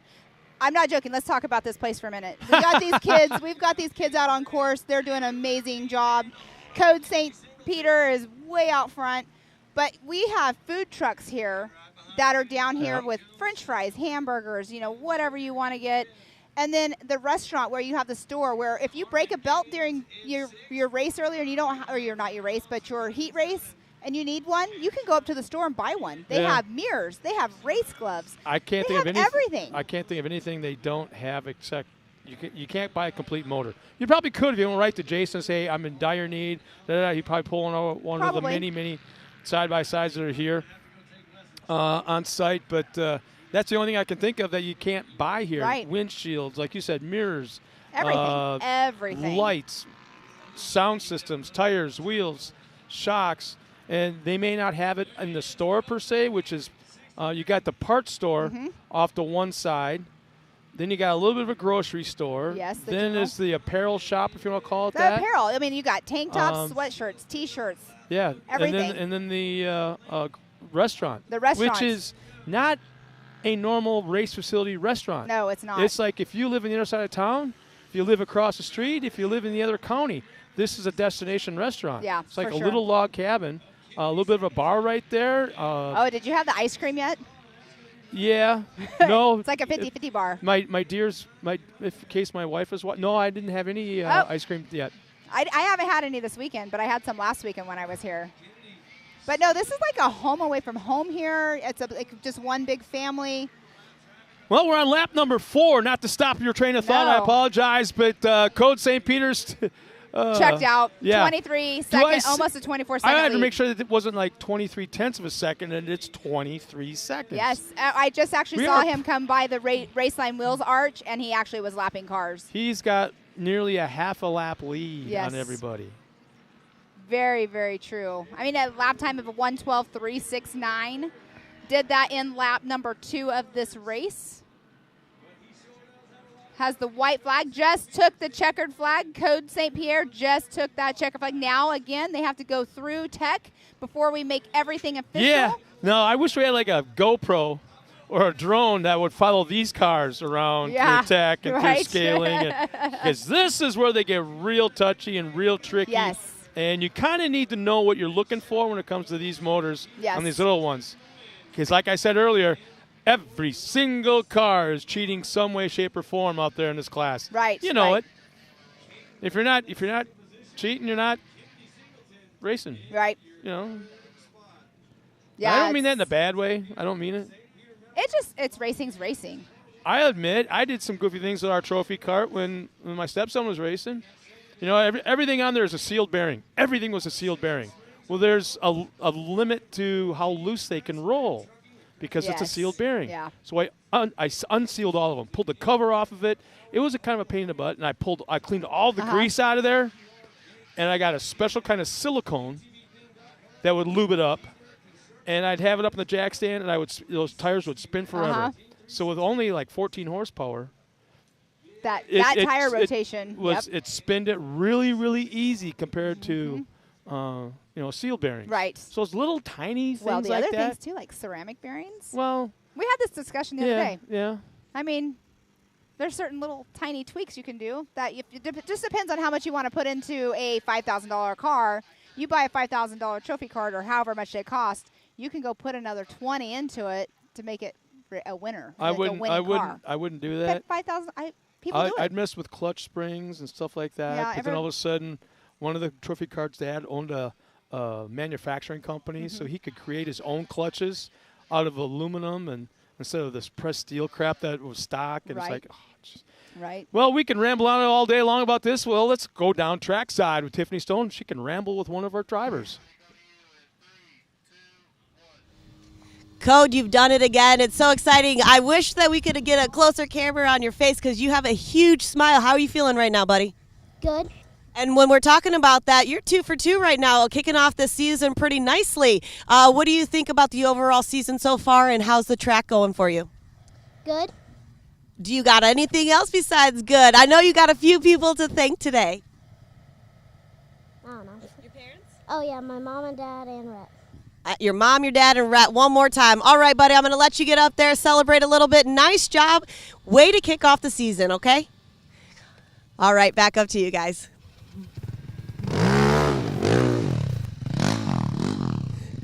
Thank you so much, Tiffany. And once again, great job down trackside. We're going to take a quick break, come back with more racing action from right here at Mid-America Off-Road. We'll be right back.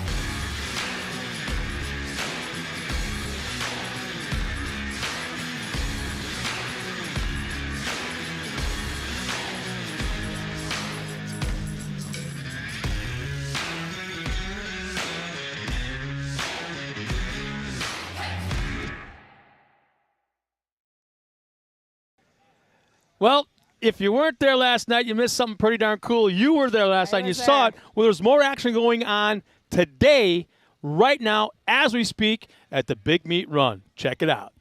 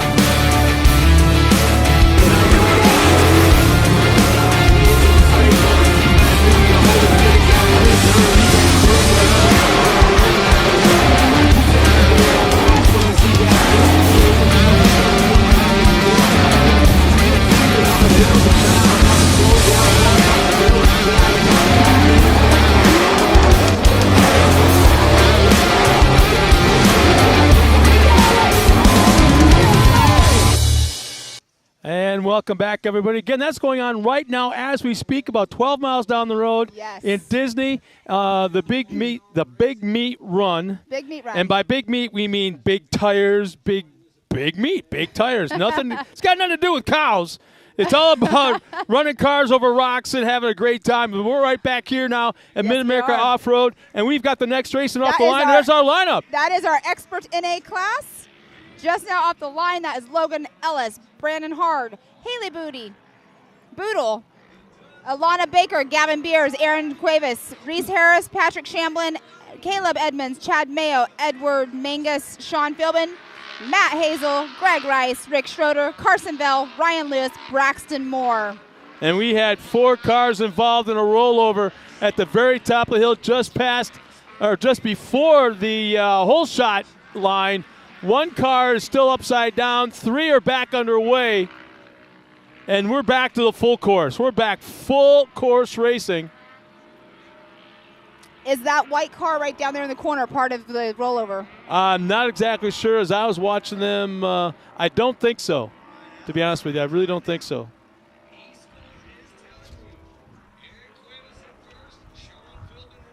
Aaron Cuevas in first. Yes, there we go. We got some lineups going on. Sean Philbin in number 2 position.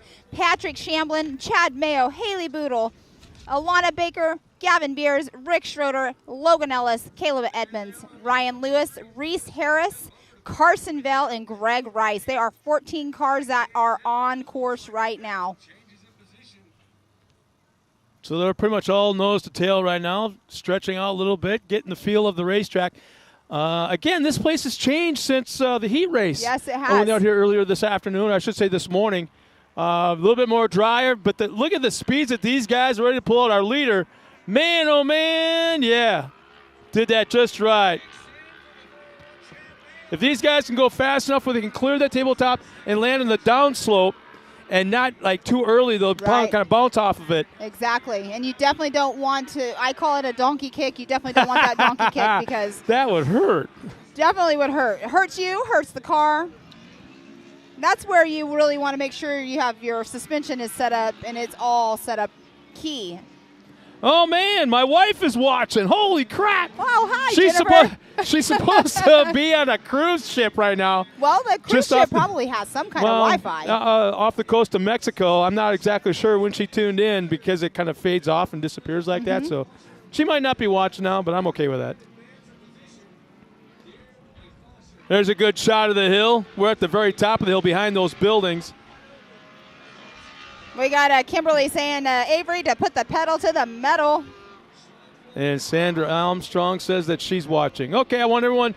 We're going to do it again. We're not going to announce or call you out until you tell us where you're tuned in from. That includes your wife. That includes my wife. I want to know where you're at. I can't have my husband do that because he's here. There's an app on my cell phone. If her phone is on, I know exactly where she's at. That's via creeper GPS. status. I got to show you that later. That's creeper status. Well, I'm just kidding. She creeps me out because I could be driving and she knows how fast I'm going and where I'm at, what direction I'm going in. Huh. Okay, so between 1 and 2, there is already a 2.35 second lead. Oh, and there we have a little update of Aaron Cuevas in that number 1 position. Man, it's just jumping all around because the cars are all over the race course already. Yeah, one car is slowing. I can't tell if it's actually coming to a stop or just, we have one car back in the pack that just pulled off the track and appears to be done. So unfortunate. I mean, you put so much hard work into your race cars, and then to have something happen, it's so frustrating for everybody. I've got a little bit of experience in that area as well because I remember spending a ton of money on a trophy cart body. Oh, beautiful gosh. black lacquer like this thick. Yeah, to make it hold together. Super shiny. No, it was super shiny like that thick. I had K1 Speed as a sponsor. I had huge K1 stickers on the side. Made it really look nice. Different body than anybody else was running. Different style body, completely different. Made everybody look, right? K1 was there. So here I am debating. Do I put the body on for practice or I keep it off and save it for the race? And this was at Pomona when we dug a hole in the parking lot. I don't know if you remember anything about that. At the Off-Road Expo, right? No. I don't remember then. This was a couple years ago. We dug a hole in the parking lot at Pomona right off the side of the drag strip the size of a football field. Oh. And then spread the dirt around, and we ran on pavement and dirt and then jumped in the hole. Well, anyways, he goes out for practice with the body on. So they gave us good money. I want that people to see that logo as much as possible. So he's out there. The car looks unbelievable. So he jumps down into the hole, disappears for a second, One car comes jumping out. Another car comes jumping out. He never comes out. Uh-oh. Never comes out. Never comes out. Next thing you know, he's walking out. Oh, no. It was a beautiful thing. That is not good. Well, that's where you think, too, like when you, not with the side-by-side so much, but when you get into like the Pro 4s and Pro 2s, you are shock tuned for a certain way and weight on your vehicles. It's like, do you go out without your body on just because you don't want to get it dirty and have to clean it or mess it up? But yeah, so let's go through here. Our 1 through 3 is Sean Philbin, Aaron Cuevas, and Chad Mayo. 1, 2, and 3 right now. Everybody is on lap number 2. So it looks like we got Penny from Bristow, Oklahoma's checked in, as well as Natalie Robinson from Topeka, Kansas. So that's what we like to see. That's cool. I like that. And my wife is yet to check in from a Disney cruise off of coast of Mexico. Where did she go?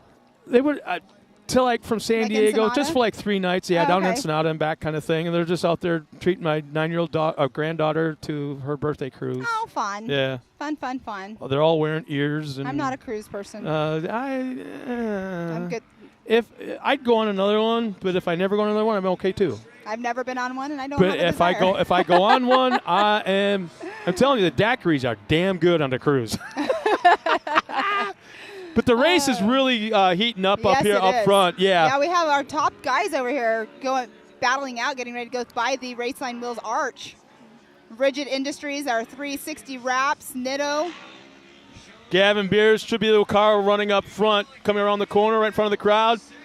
We got a great battle for second place. They're side by side down the stretch, right in front of the crowd. Oh, we disappear on our sight just for a second. Oh man, that is a good race going on right there. 1, 2, and is that 1 through 4 right there? Yeah. So that's Sean Philbin, Aaron Cuevas, Chad Mayo, Patrick Shamblin. 1, 2, 3, and 4 battling it out. Now on lap number 3, look at 4th and 5th, nearly side by side, rubbing tires. Now that's 5 and 6 right there. So that is also Haley Boodle and Lana Baker. So they the are ladies are battling hacking. it out. Just watch for the pink roll cage and the pink shocks. Now I think they're both in the women's class that's coming up later. Well, good luck saving the car for that. Man, our top 3 cars are just pulling away from everybody. Well, look, that's 7, 8, and 9 right there that are battling it out as well. It's fun to race, it's fun to win, it's fun to like be out in front and everything, but battling somebody, I mean, sometimes it's not so fun to be such in a lead that you're not racing somebody, hardcore racing somebody. Yeah. You know what I mean? But these guys, they're all like, they have to stay on their toes right now. One little mistake will cost them their position. Well, the faster they go, it's a weird visual because the faster they go, they can be further apart but still be closer in time. So if you falter, if you're going 200 miles an hour and you're running up front and you're 2 seconds back in second, you're not that far apart. Right. Yeah, they are running. Man, look at the speeds down that backstretch. Not quite clearing the tabletop. That was perfect right there. That was our third place car. Good. Third place, how that you is do Sean it. Philbin. Yeah, Sean nailed that one. Absolutely perfect.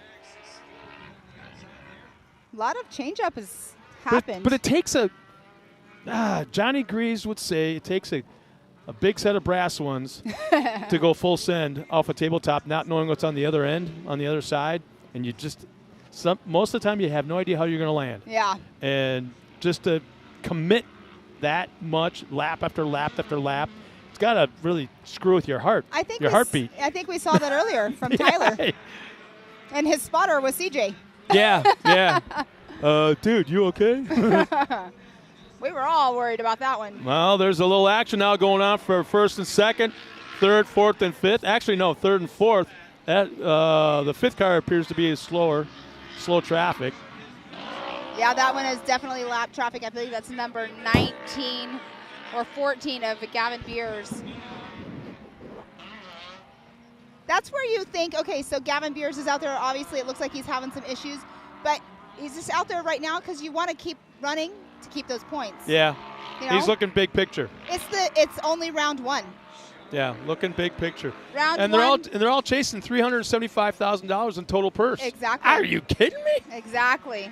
Speaking of the rounds, we have round 1 this weekend. Our next round, round 2 of the side-by-side championship series, will be April 30th.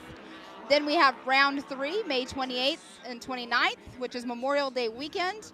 Then round 4 is June 18th. Round 5 is the week of Visions, which is July 13th through the 17th. Round 6, September 3rd and 4th, which is Labor Day weekend. Round 7, which is our October 1st. And then we'll have the Legends race on round 8 on Halloween weekend, October 29th. It will be the championship finals. Tell you, the battle up front still going on. Probably 2 cars separate. We've been talking second separation Look here at and them, there. look. Now, yeah, exactly. Oh, he's pulling gonna up get to the past. inside. He's now got the advantage. That is Sean Philbin and Greg Rice. Philbin. Rice checks up. Philbin will go to the inside, and now it looks like it's going to be a cross under into the next turn. Look at them. There he goes. Philbin appears to have the lead at this point as they go by. Yes, he does. About 4 car lengths. Actually, yes, he does, for sure. They just got the white flag. Yep. Oh, the checkered flag. That was a checkered flag just now. 4 laps? They 5 did 5 laps. Wow, that went so quick. So Aaron Cuevas, Sean Philbin, and Elena Baker. Wow. Talk about that. No. Okay, that's our fault. I didn't realize that was the last lap. I thought they were coming to the white. But here's the thing. That pass was timed perfectly. Yes, it was. We talk about how you have to plan the pass ahead of time here, like 3-4 corners before you get there, and it takes you 2 laps or so to get it figured out and timed right. That was perfectly done. And the other thing, too, is if you're behind somebody and you know that you can get them, you sit there and you study where they're taking that turn. Yeah. You study it. And where they're faster than you. Exactly. So they can't come back on you. Exactly. Man, that was probably the best race of the day so far. So far. Yeah, I agree. What's the next race we got coming up? The next race will be the amateur NA class. We have, and they're already at the line ready to go. All right. Sounds like people are going straight to tech. We are running a little bit behind time that we planned on, but it's racing. It happens. I mean, well, we're starting to see a little bit of shadows. We try to keep it as close as on time as you can, but things happen. You got to make sure, safety first. Everything is cleared out. But we are going on our race 8 in our amateur NA class. That was our expert NA class that just saw some amazing racing right there. So it looks like we have 1 car to be extricated. And there, there's not a bad seat in the house here. I'm looking around the entire 2-mile track, and I could see people sitting in the trees come summertime in the shade, sitting across the track on their UTVs up on the ledge there. I've actually been watching them. They're going up because there's so many trails here. I've been watching them. They go up away from the track. Yeah. And then they're going up, and they're going up top and coming down so they can sit there and watch. That actually is a great seat over there. So we have, let's see how they qualified here. We have Kyle Beddow in that number 1 position. The 55 is Waylon Wharton. The 927 of Nick Slinkard. The number T13 of Tyler Chambers. 432 of Dakota Medlin. The 111X of Blake Helms. 237 of Josie Watkins. The 431 of Bree Seek. And the 400 of Tyler Hill. That is our 9th racer, Tyler Hill, taking the 9th position. And here we are off the line. Into turn 1, coming out of the corner, tight left-hander across the line. Nice, it's going to be clean. hole shot. That was a clean. Too clean. Start. Man, there's no bumping this time.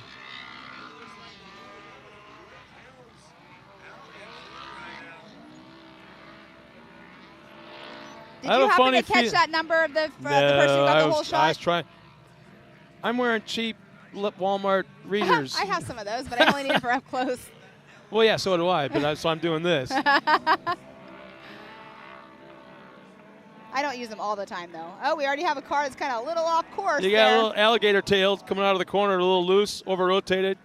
Shot back on, lost, I want to say 2 spots. All right, so we have in the number 1 position. Johnny Greaves. So we have Blake Helms of the 111X that took that number 1 position. Right now in second place, we have Kyle Beddow. Nick Slinkard in 4th. Dakota Medlin 5th. Bree Seek in the 4-3-1 in the 6th position. Tyler Chambers 7th. And Waylon Wharton in that 8th position. This class that we are on right now is our amateur NA class. And we have 9. Actually, we have 8 racers that took the line.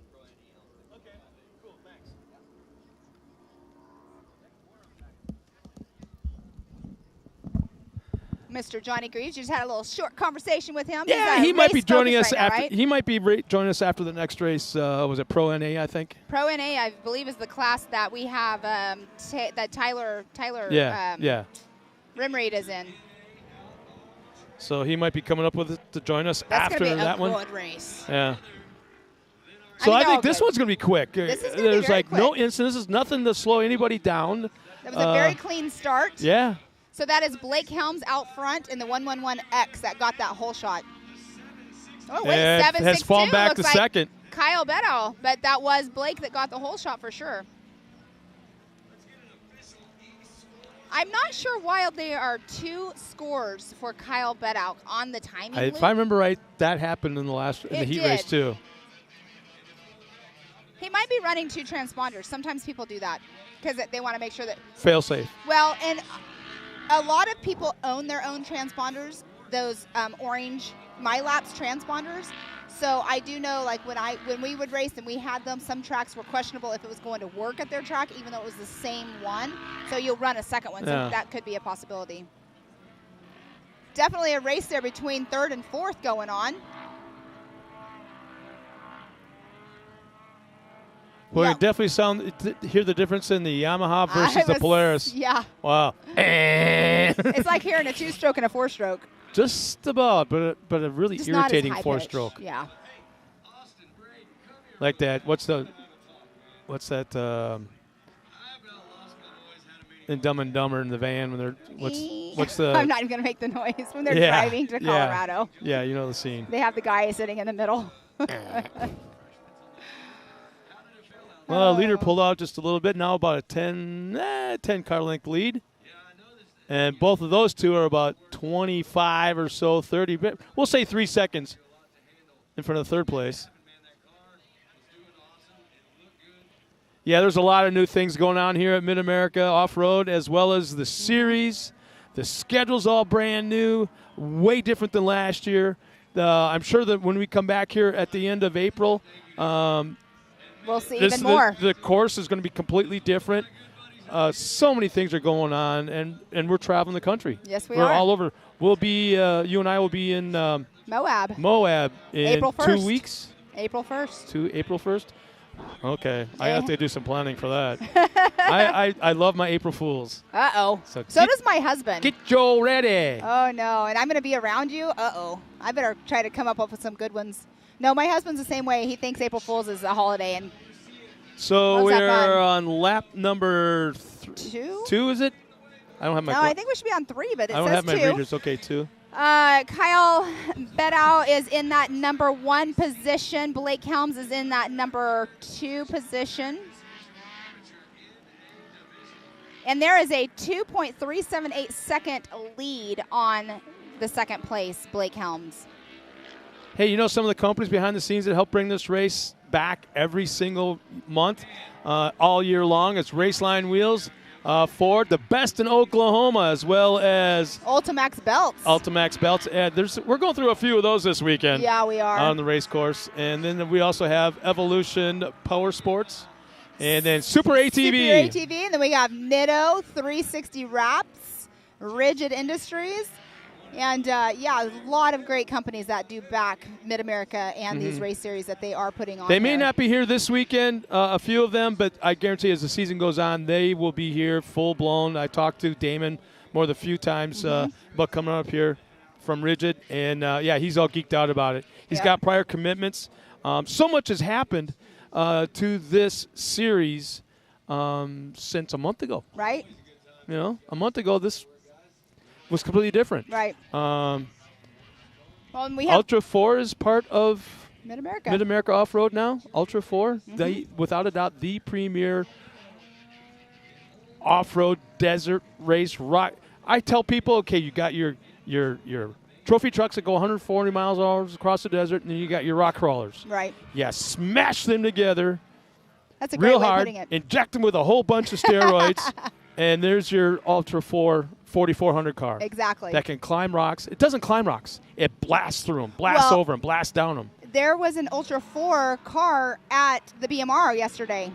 I cannot remember. Really? It was number 20. I can't remember the gentleman's name, but he was there at BMR yesterday, and he won the first round. Really? Yeah, well, I'm not surprised by that. He should win every single round. Yeah, it was pretty cool to see. But definitely, the Ultra 4 cars are so much fun to watch because they can do the rocks, the desert, everything else. We were just here last weekend with the 918 Grand Prix, and a lot of You those should have guys were seen here. Lauren Healy out at the Mint 400 in Vegas last year, Well, last week in the desert. I can imagine. That dude right there, he is definitely a driver for sure. He's going to be at Moab. We'll see him there. Lots of other drivers as well. He had a whole bunch of full commits that were calling it this last weekend. But we're going to be in Moab in 2 weeks, 2 weeks. Whatever the 2 weeks. I think it's 2 weeks, yes. For Mid-America Off-Road's first Ultra 4 race. Yes. Yes. So we still have Kyle Beddow in that number 1 position, Blake Helms number 2, and Bree Seek in that 3rd position. Yeah, there's a big gap, first, second, and third right now. And those three have quite the distance between each one of them, but those three are also pulled away from everybody by a long shot. So what I thought was going to be a fast race but I expected a little bit more action amongst each other. But again, there's only 7 of them out there. We should be. Are they on lap 3? They're on lap 3 right now, yes. So they'll be coming around for the white, I think. Oh, next on time track by? is saying 6 cars. Okay, yes, they should be getting the white flag on the next lap around for sure. Out on course, we do have an Arcticat, we have Polaris, we have Yamaha, all the different. There's one manufacturer I've yet to see, and I'm being critical. I know what you're going to say, but I'm not going to say it. I'm not going to say it. I have no filter. I'm not ashamed. I'm just not going to say it. I'm not ashamed. Is it orange? I'm not. I plead. Can you even say if it's orange? I plead the 5th on everything. Oh my God! I've seen it in person. Well, yeah, but a lot. Yeah, one car, one.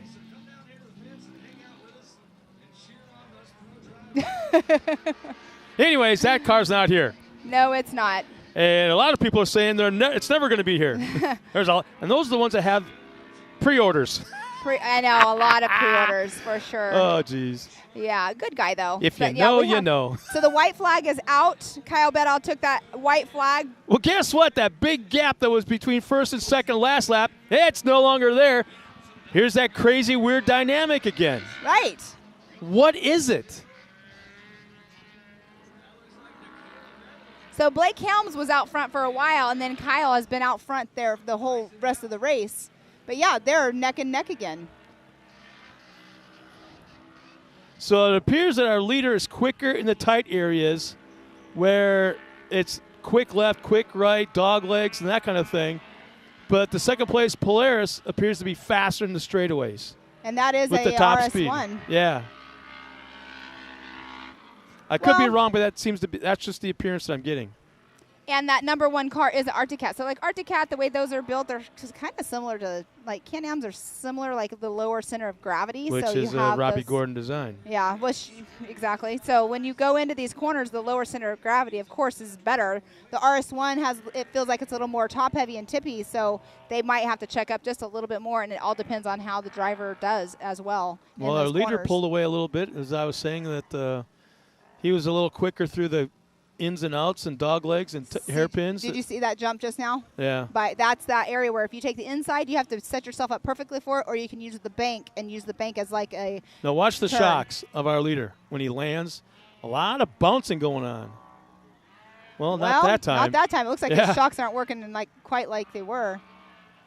He almost sounds like a Yamaha too. Yeah. But it's not. Well, they'll be taking the checkered flag this time by. Who's it going to be? It's going to be, as of right this second, it'll be Kyle Beddow, and then Blake Helms, and then Bree Seek. Just going through right by the rigid. Yeah. rigid Nitto 360 wraps raceline arch. There we The go. 111. Yep. So we have Kyle took that number 1 position unofficially. So as we're ending all of these races and we're saying who is in number 1, number 2, number 3, they are all unofficial because they still have to go through tech and they have to pass tech. Yeah. Pre-seq will round out the podium as they cross the line. So I still when they wonder pull if off, Miles knows that person. Sorry. Oh, that's right. Interrupted Yeah. you. Hometown area. Hometown. We're going to see if Tiffany Stone's able to grab our winner, I should say, pull him off to the side before that goes up to the scales, or On camera, it looks like 1, 2, and did she catch him? all right. She's so good at that. All right, so we'll at one point we'll go down to Tiffany because she has our number 1 Kyle Bedall down there. But like we were just saying, they have to now go and they have to get through post tech. Mm-hmm. Now I'm going to throw everybody a question. People are watching us at home. My idea was this: let's put cameras by the scales. Let's put cameras in the little tech building. You want to see who's sweating when they go through, right? Yeah, I'd love to see these guys pull up the scale, make sure they clear it, and then they pull off into the tech area. So you know what? You know where I'm going with this. I know Let's where take you're it going. down trackside. Let's go down to Tiffany Stone one more time and meet our winner. All right, Kyle. First and foremost, it's so crazy to see an Arctic Cat at the top of the box over here. Conditions are pristine, sun setting, the dust is here, but the wind is up. Blue Groove coming in just a little bit, and I wasn't expecting it. Walk us through what you saw for this race. For this race, there were some drastic changes in the track. Hopefully everybody prepared for it. Suspension, different tires, PSI, all that stuff. But the track is still feeling good. One of my favorite tracks by far, and everything went great today.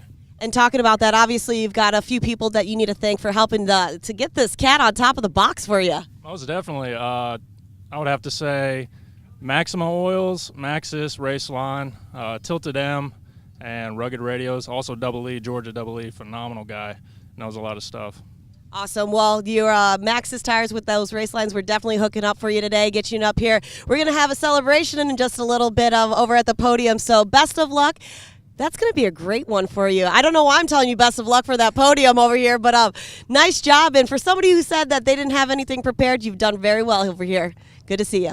Thank you kindly. Good to see you. You too. All right, back up to you guys. Thanks a lot. Thanks a lot. Thanks a lot, Tiffany. And we'll talk about the green flag. There it is. We're underway with our next race. Who do we have? We have Colin Truitt, Chance Haugen, Kanan Baker, Sean Hess, Jeb Boodle, Tyler Rimreed, Robert Van Beekum. Van Beekum got hung up early in the race going into turn 1, and he's well back in the pack. In fact, he might be out. Off the side. So Caden Ellis, Jacob Giesendorf, Eddie Ensign, Kyler Holcomb, Ray Barnes, Brock Lawson, Keegan Cummings. That is who we have out on course. We have 15 cars that took the green flag. And Van Beekum is off the track and headed back to the pits. And, you know, this is where I got to call out my family, my wife, my daughter, and her mother-in-law. Her mother-in-law are all on a Disney cruise with my granddaughter, and they're actually watching us from cruise. One of the things she says is, Earl says he misses you. Earl can't talk to me because he's the biggest pain in the butt goat back at our horse ranch. And she says not to worry because my son-in-law is watching the ranch while we're here. And she goes, my daughter wishes you the best from Mexico. That's awesome. I'm done with that. I hope they're still watching. They're able to hear me call them out as we go back to racing action. And what a turn one. Who got the whole shot? I totally missed it. It's a Yamaha, I believe. I just don't know exactly who it was. But on screen, it is Kyler Holcomb because it's all updated here. And he's from Texas. It's the 99 of Kyler Holcomb. Now let's see how they handle this big tabletop look at right here. 1, 2, 3, and 4. Or those top 5. Oh, 4th place hit that tabletop perfectly. That's Colin Truitt. He was Wow. our winner from last weekend. Oh, and he's taken the number 3 spot over possibly in that turn. So we have Kyler Holcomb, Eddie Ensign, Colin Truitt, Kanan Baker, Brock Lawson, Jeb Boodle, Chance Haugen. Let's see who is coming through. We've been calling out everybody this afternoon and welcoming to the team and enjoying the fact that they're watching us. Brad, right back at you, man. Thanks, Brad. Thanks for watching, Brad. Oh, he's not watching. I know. He's keeping the one eye on us. He keeps coming over here and looking around and giving us that little smirk. And we have somebody checking in here, Robert Sales. He's sitting over there in one of those UTVs by the tabletop. How about that, watching? That's awesome. And earlier when I said that I thought that it sounded like the Arctic Cat, and who was that? Was it Bob? Said let's that see. It's that way.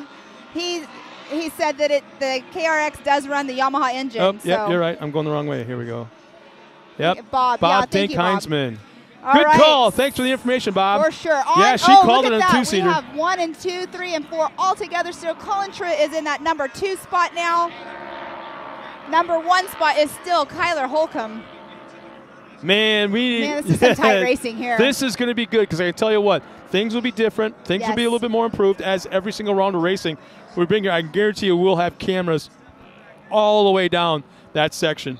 Definitely would be awesome to have them down in like the corner that they just went over. That is a blind jump. Like that, actually, if you take that more at a speed, it is more of a jump that you are having to set up just perfectly to already be into that left-hand turn. Yeah, you basically got to hit the jump almost at an angle, so you're flying sideways progressively into a corner. So when you hit the ground, you're already sideways, and hope like hell you don't tear that sidewall off. It's kind of like how you watch like Jerry McGrath and all those guys in the Pro 4s, how they just set themselves up and they'll be in the air. Yeah, here we go. Full commit. Oh, yeah. I love that. We definitely have to get 1 through 4 is distance signs right there. Oh, they should have a longest jump award. Desert Racing, when you race at, they have that at Laughlin used to have it, yes. Oh, Colin Truitt just took over the number 1 spot from Kyler Holmes. Can he hold it? Can he hold it? He is out front. Kyler Holmes, big time action up front, top 4. All right, we have Colin Truitt number 1, Kyler Holmes number 2, Kanan Baker in that 3rd position. Have to check up, made a move to the inside, outbreak, coming down the hill. That's a huge steep decline going into that right-hand turn. Definitely very, very steep, and it's off camber. Yeah, we have a pass for second, but will there be a crossover going to that left-hand hairpin turn? Oh, it's the inside-outside. He's got it. So our person that was in number 1 position, Kyler Holcomb, is now in 4th position within 1 turn.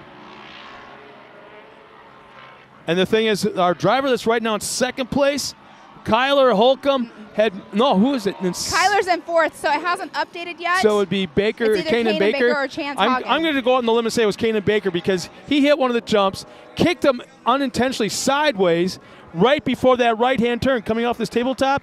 It kicked him a little bit by mistake, but it set him up perfectly for an inside move to outbreak going into the corner. He had the position, 2nd place checked up, and Holcomb made the pass to the inside to move into 2nd.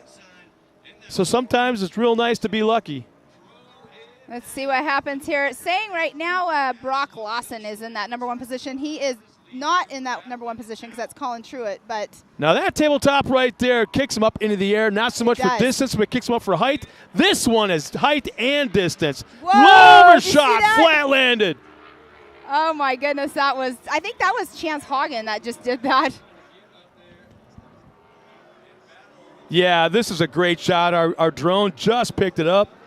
And actually, here's what we're running into is the fact that I'm watching my iPad, which is and we're a 2-second delay from what we call to what we're seeing on this. Actually, your iPad's actually delayed from our screen that we have up in here too. So I hate technology. So we have in the number 1 position Colin Truitt, number 2 Kanan Baker, 3rd position Kyler Holcomb. Our 2nd place car, big time, up on 2 wheels. He was past the point of no return, somehow turned into a super hard, nailed the throttle bar back down on all 4. And that's Kanan Baker that did that. Kanan Baker. Yes, it is. He's having a hell of a race. That boy right there, he is on full send right now. And I know we said full send. There's a difference between full send and full commit. Right. Yeah. So when they went past the last timing loop, they literally were only a .771 of a second behind Colin Truitt. So they're checking out. 1 and 2, yeah. Colin and Kanan are checking out. And I love the fact that our second place car's driving on the freaking edge. Yes. That's what you call driving on the rails. How can you drive on the edge like that and still watch our leader, watch his lines, where he's going, and where he hopefully, I'm thinking, is where do I make a pass? Right, exactly. I'm just hanging on for dear freaking life. And Collins back there in the front row, he knows that he's nipping at There his we heels. go. Goes tight to the inside. This is where you definitely do not want to make any mistakes. Now, I believe our second place car has a little bit higher top end speed. It looks like so it. let's see what we have in a straightaway. Big time air on that first tabletop. But when you watch, Collins got this jump down. Now here we go. He's got position. He lifted a little bit less. Now pushing into the corner. He's all breaking that left-hand turn. He's got the lead now, but he'll slide wide. Will it be a crossover coming into the next turn? Oh, no doubt about it. This is the best race of the afternoon. Yes, it is. What lap are we on right now? We're on lap 3, so Kanan Baker took over the number 1 position from Colin Truitt. White flag. No, this will be white flag right here, I believe, right? Yeah, white flag is out. Now, Colin Truitt was our winner last weekend, and look at them out. Yeah, look at the size of the rocks being kicked up. Basketball-sized rocks. They do that in the desert. They don't do it here in short course, but the boys are doing it right now. White flag is out. This is all for the marbles right here. The boy that's been running on the edge, he goes wide, gets up into the marbles. Our second place car comes right up alongside, now falls back right to the back bumper. This is where you want to make no mistakes whatsoever when you're in that number 1 spot, because otherwise number 2 is going to slip right in, and that door there's a gets wide fine open. line between keeping that car tight to the inside, thinking if you're going to pass what you're doing on the outside, but then also keeping that momentum up to the turns, just like we talked about the kids in the 170s. Exactly. Here we go to that left-hand turn at the far end of the course. Still right there, less than 1 car separating. Up the hill to another left-hand turn. Oh, this is that touchy. Watch out, or you're going to come down wrong on that hill. Wow, this is such a good race going on right here. Right-hand turn here. Slight uphill. Oh, my gosh. You know Kanan Baker is Whoa, up on 2 wheels. Our second place car bites it up on 2 wheels, saves it. Maybe loses a car length. Yeah. Second time he's done that. Now we're going to see some full sends right here. I think down the back straightaway. I'm sorry, Pam. You're right. No, you're right. He definitely has a higher top end. Look out. You know what? I do believe he can take it home from this point on. Yeah, he has to make no mistakes right here. Somebody's telling him in his ear right now, you have 5 car lengths between second place and yourself. Yeah. Don't make a mistake. Kanan Baker is going to come around that final turn. He's got about 5 car lengths. He's going to bring it home right here. Winning this afternoon. Ha ha! Wow, one unbelievable race. Easily the best one of the weekend. And you got 3rd and 4th right there. They're still battling out. Oh, we have one more lap? We have one more lap. Oh, because they got an extra lap. Is this the... Okay, we maybe have one more lap going. Oh, here. we screwed that one up. Okay, I did. Yowza. Yeah, that was an exciting one lap in the middle of the race. Here's what it is. We are in a pro class. All right, so it's 7, right? NA, so they have 7 laps. Oh, my chest can't handle this. 2 more laps like this? Well, you know what? This is a point in time where our second place car of Colin Truitt is basically, okay, now I'm studying you. Now I'm watching you. Where's your line? I still got a lap to play with here. Exactly. They'll be taking the white next time by, right? Yes. Yeah, white flag will come up next time by. Oh, my gosh, I'm so pumped up. I can't even sit down on my chair at this point. So I got a little bit of time. 4 car lengths separating first and second right now. And they still have this lap. Get the white flag. Yeah. One more lap. So, Kanan Baker is just staying on top of it right now going, oh, don't make a mistake. He's not losing ground. He's not gaining anything. But the last 3/4 of a lap, our second place car's been right there in that same spot. So something tells me he may have a little bit left in that car. Yes, he may. Yeah, Kanan has been on the edge from the drop of the green. He's been hardcore sending it, no doubt about it. That was a perfect land. Yeah, exactly. So once the white flag comes out, then we're going to start to see. I'm thinking we're going to see something. So our third and Our third and fourth positions have actually spread out quite a bit, but look at fifth. Okay, so fifth, sixth, seventh position. Our fourth position has dropped back quite a bit. So it's not just a race up here for the front. We have a race going on back here in the middle of the pack as well. So Kanan Baker still has the top spot. And I'm looking at lap times. Oh, we almost got the 2 minute mark. We were talking about all day long. Colin Truitt has the fastest lap of the race. Actually, the fastest lap of the day. Yes. Yeah. The lap of the day in 2 minutes flat. We were wondering if we're going to see anybody break that 2 minute mark, and it's very, very close. So our top 6 right now, we have Kanan Baker in that number 1 position, Colin Truitt number 2, Kyler Holcomb in that 3rd position, Chance Hagen 4th, Tyler Rimreed in 5th position, Jacob Giesendorf in that 6th position as well. And then Sean Hess 7th, Ray Barnes is in that 8th position, and those are the 8 cars that are on their 6th lap. They all just got the white flag. Looking back up front, still the same gap between first and second, but right now it's got to happen now. It's pretty consistent. He's got to go. He's just waiting. He's waiting for him to make a mistake. Well, he's going to be waiting for a while then because I don't see it happening, and he's got to make something happen. They're both very consistent. They haven't made any – well, actually, I mean, Kyler They both Holcomb have been up on 2 wheels. Exactly. They both have biked it at one time in this race. That's where their experience definitely comes in. Oh, the gap is shrinking. The gap has shrunk in the last 300-400 yards. Here we go. Nice air on that first tabletop. Here we go to the second one. Not a whole lot of lifting here. Nice job off the big tabletop into the left-hand turn. Here we go. What's going to happen? Oh, that was so close. Here we go. He's holding on to it. Colin Truitt. You know, the race. Tyler. Oh, look how close he got to him just now off of the race line arch jump. Coming around the corner. It's not going to happen. 3 cars separating. That was a close finish, though, from what they've been doing. Our winner crosses the line. Kanan Baker will take the top spot, and he does it. We were wondering if someone's going to do it. Colin Truitt crosses the line in second, but he broke the 2 minute mark with a 1:59.5. Our first and only driver to break 2 minutes out here in Mid-America Off-Road. And right now we had a nice battle going on between 3rd, 4th, 5th, and 6th. It was Kyler Holcomb, Chance Hagen, Jacob Giesendorf, and Sean Hess just came across the line all together almost at the same time. That was quite a race. Well, the rest of the boys better step it up because that's the best one of the day, no doubt about it. It wasn't just – here's the thing. It wasn't just about the racing action between the two of them. It's individually they put on one hell of a show. Individually. Exactly. So that was our race 9 of our Pro NA class. Next up is going to be our Vet 40 Plus Turbo and our Vet 40 Plus NA class.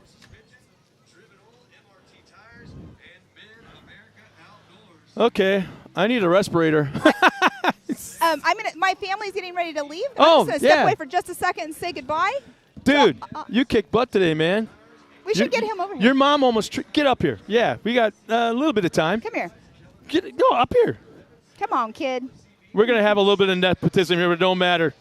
First off, what was going through your head, your heart, your chest, everything when you pulled the whole shot?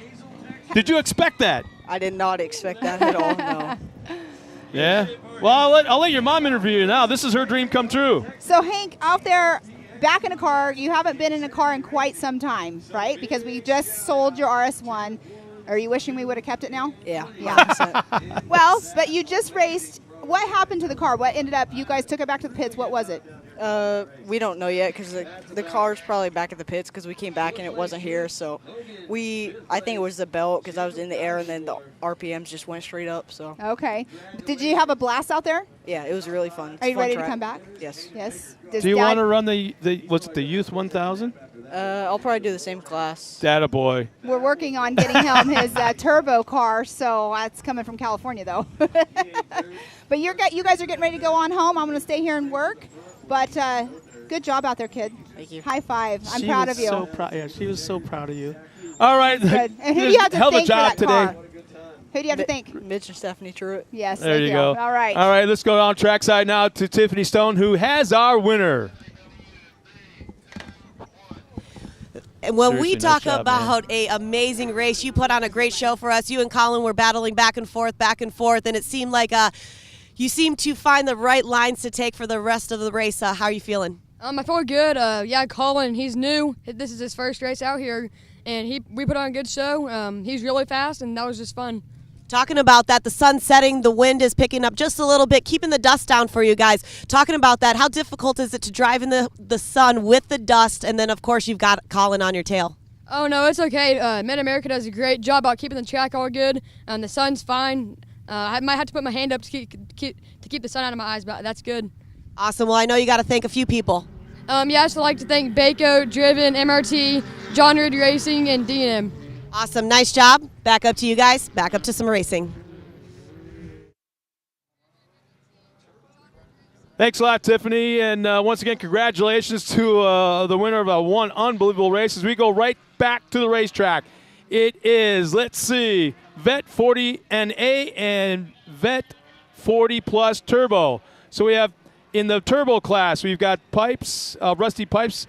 In the 47, the 3P of Thornton, the 39 of Murphy, the 900 of Steven, and the 84 of Ellis. In the NA, we've got Mayo in the 401, Lackey in the 04, Sides in the 112, Remmer Reed in the 95, Johnson the 27, Bucafusco in the 901, Schroeder in the 978, and the 700 of Hill.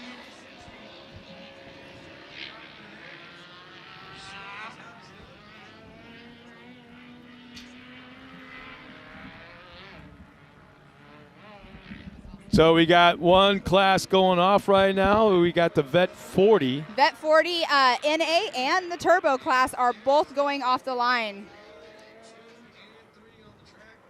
So I went through the lineup. Okay. We're covered there. Thank Now you. we just got to tune into the race action and find out who's going to do what. Well, it looks like we have Rick Schroeder, number 1, Terry Lackey's number 2, Chad Mayo in 3rd, Todd Rimreed 4th, Stephen Hill 5th, Austin Sides 6th, Mike Bucafusco? Buttafuoco? What? In that 7th position, Jeff Johnson in 8th. That is in the NA class. And then we have 3 racers in the Vet Turbo Plus Turbo class, Homer Thornton, Sean Murphy, and Derek Steven. Boy, these things, I'm just amazed. Let's go back 15 years and look out at what the UTV racing was back then. Nothing but Yamaha Rhinos. I know, right? I actually raced in one. Wow. Not a Yamaha. And look at them yeah. now. Yeah, Rhino. I was in a Rhino. Yeah, that's all there was. There was no other side-by-sides. It was crazy. I did the Parker 250 in one. I was a co-driver. I went from a class 10 into a Rhino, and I'm like, wow, I actually could like look at the scenery around me because I wasn't as fast. But the technology in these side-by-sides, like you're saying, in the last 15 years, have been drastically changed. You know, I can't help but think that I'm looking at, class 1s of 10 years ago, 15 years ago, class 1s. I know, right? To say, and then you look at class 10s because they're close to the size of these cars. Right. They're just as fast. Yeah. When I was racing class 10, I mean, I don't know, my max speed was like 100 something, but I got into a Can-Am and I was racing an X3. My max speed in an X3 was like 98 miles per hour. I know like Dustin Jones and all those guys in Can-Ams, they've had them way faster. That's just my fastest in a Can-Am myself. So it looks like Todd Rimreed is running in that 4th position. His son was just in that last race with the Pro NA. But Rick Schroeder did go through in the number 978. He's from Joplin, Missouri. And his Yamaha, Chad Mayo, was 16.89 seconds behind.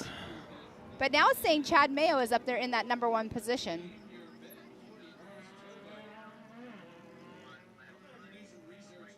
That is so crazy. We were sitting here trying to figure out if the 2-minute mark would be broke, and it sure enough was. I never expected it from just watching, even all the pro classes. I didn't think it was going to happen. Wait till we get to the Pro Turbo. Well, the track is going to change by then. know. So we just may have witnessed the best this track is going to be today on this last race. Could be. Definitely could be for sure.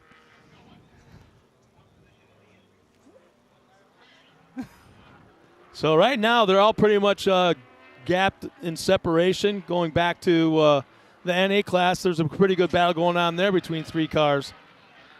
Yeah. So that's one thing. Who is that? That's Todd. So he was running in the 5th position. So that's more than likely Todd Rimreed, Stephen Hill, Austin Sides, and Jeff Johnson right there battling it out. Okay. See, that's one thing about the UTVs that I'm having issues with. You can't see the numbers from anywhere on the track. You can't see the numbers, but that's where going out and actually like I know that, oh, somebody just rolled right there, and it looks like they broke their front left arm right off that jump. Looks like a blue and white So car. Would that be possibly a Yamaha? So it could be Austin Sides, because he was running right there with all on of his those side? guys. Yeah. We shall see here in just one moment.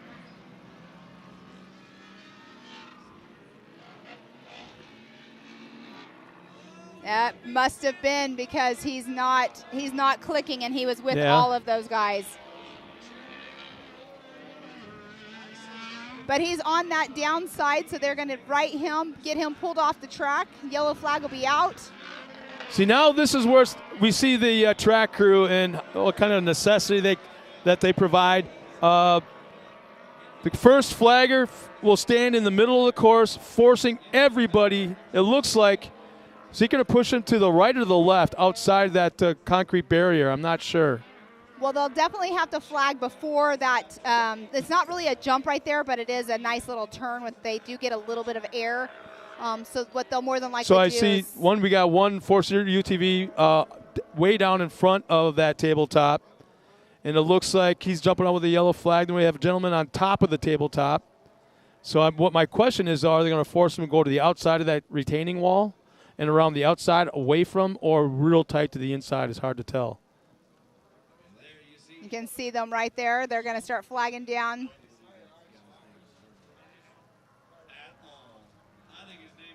Yep. So yeah, we got some smart drivers. I mean, they're no dummies. I believe that is the 112 of Austin Sides from Sanger, Texas. So when they see that yellow flag and they're coming up to a blind tabletop like this, they know to slow way down more than usual. That's what I'm trying to get at. Well, and they were saying that earlier in the drivers' meeting, that if you do not slow down, they will penalize you. Well, they were kind of vague on the speed limits. They went, They said like 15, 20 miles per hour. Yeah, I mean, 25. I'm like, let's get them down lower than that. Right. But once I clear this inside, it's back full on, full throttle. So this is So we have in that number 1 position, we have Chad Mayo. Number 2, we have Rick Schroeder. 3, Terry Lackey. 4th, Todd. Oh, it just switched on me. So Chad Mayo, Rick Schroeder, Terry Lackey, Mike Bucafusco, Todd Rimreed, Stephen Hill, and Jeff Johnson. That is in our NA class. And in our turbo, we do have Homer Thornton, Sean Murphy, and Dark Steven. So Sanger, Texas is actually a sides. It's from, like you said, Sanger, Texas. Sanger, Texas. It's about 20 minutes north of Texas Motor Speedway. Yes, my best so right friend there in that lives area. there. Yeah. I got a really good friend there, that Tex McDormand. Okay. A helmet painter. Oh. He's probably the premier Harley-Davidson pinstriper in the world. Really? Unbelievable stuff he does. Huh. Yeah, Sanger, Texas, it's a cute little town. His paint shop, he actually bought the old Texas Stadium. He actually bought Jerry Jones's full bathroom. And it's the bathroom in his paint shop. With the telephone by the toilet, the whole 9 yards. It's all there. All the pictures on the wall from the bathroom. That's so funny. It's the weirdest thing, but it's cool as hell. It's kind of random. Yeah, but it looks like, he's out of the car. Things are good. Car's off the racing surface, so it's full course green right now. So Hank did say it sounded like it was a belt in the car that he was racing in. I'm like thinking to myself, maybe they'll need to throw in one of those Ultimax belts next time. Park sponsor, series sponsor. You know, if something happens with it, they can run right up to the front and buy another one. Yeah, I need to. I've got a Yamaha, a Polaris Ranger at home at the horse ranch, and I don't have a spare belt. And I'm thinking with all the hay bales that I'm moving around and other things. Definitely, all that weight. I got real lucky. I went a year and a half without a belt, Knock and on I think wood. I'm pushing the limits with what I can do. So I might have to pick one up too. And my workhorse at home that we use on our property is the Can-Am Commander, the new XPS, and we actually take that trail riding as well. So coming through right now, that would be Chad Mayo in that number 1 spot and Jeff Johnson in that number 2 spot. So Rob Hawk asks, how many laps per heat? We are way past the heats. I think it was 4 laps for the classes we're seeing right now in the heat race. But right now with this one, it's not 7. I thought it was the pro classes were 7. Pro classes are 7. These are 5. And this will be these are the mains. So they should have got the white flag just now. Yep. I want to thank you for your question. That's I really appreciate it. So Kimberly Thomas Smith, I hate to tell you, but your buddy ended up crashing out. He's okay. Car's been pulled off to the side, but he got out and walked away. Yeah, something broke on the front left of that. The tire, when he crashed, it was definitely dangling like it was on just a string. So when he landed, something snapped, and all of a sudden it was kind of swapping around in the wind. And it happens. The tire points left when he's going right, and woo, over he goes. So unfortunately, that is called racing. Yeah. Racing happens. So we're on the course, girl. With Chip McLaughlin, Chip happens. Yeah. Yes, we can do a new hashtag of racing happens. So what we got going on course? We have. I just went through the top 5. We'll go through the top 5 of the NA. It's Rick Schroeder in the 40-plus NA class. Terry Lackey, number 2. Stephen Hill in that number 3 position. Mike Bucafusco, I'm sorry, I don't know how to say that name. I will find out that name as well. And then in 5th position is Chad Mayo. Everything just updated again, and to put Rick Schroeder in that 5th and Chad in that 4th position. I believe this is for the point right here, the lead, the top 2 cars. That would be Chad Mayo. That is the 401 of Chad Mayo for sure, and I believe that's the 04 of Terry Lackey as well. 401. That's Chad Mayo. Yeah, Chad Mayo. And Terry Lackey, I believe. So Terry Lackey has the point right now, even though our timing of scoring is a little bit, hasn't updated yet. See what happens. So checkered flag. Checkered flag. Yeah, we missed that one. How many laps was that? Yes, they did throw the white one last one. Oh, okay. And then Homer Thornton. That might have been Homer Thornton that was right there with him just now, which would be scored separately. Let's see if that has Terry Lackey. Yes, so Terry Lackey. So Chad Mayo, Terry Lackey, Mike Bucafusco, Rick Schroeder, number 1, 2, 3, and 4 through on the Vet 40-plus NA class.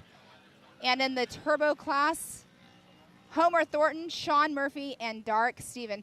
Now, when we do tell you guys these are 1, 2, 3, and 4, again, I'll reiterate it. It is not official results.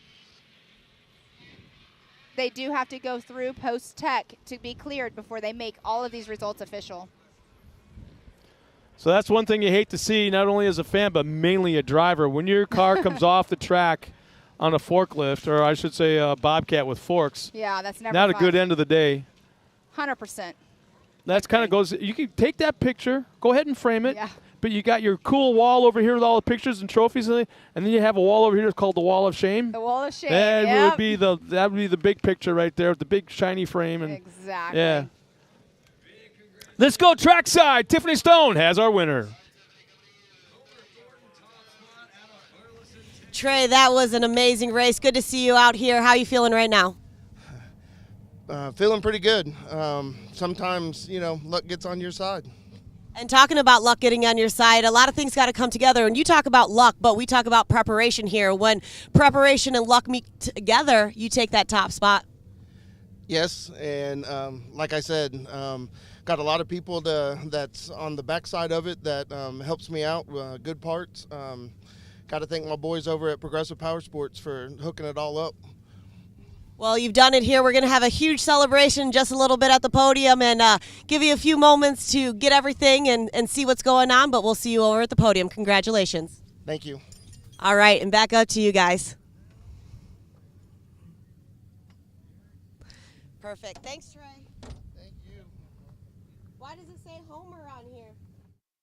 All right, next up, and there we are. Next up, we are going into our Youth 1000 class.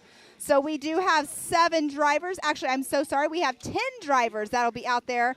That was a very interesting class earlier. These kids actually, they're amazing to watch. The Youth 1000 class, I believe the cutoff of the age is 15. But these are our up-and-coming. They're in the 1000s, and they will go into the higher classes next time. So next year they could possibly be going into the amateur. Once they get into that amateur class, then they have to work their way up from amateur, expert, up into the pro classes. So super excited for these kids to be out here racing. Are you excited to see them? I just want to let everybody know at home I wasn't letting them know they were number one. It was the guy behind the camera.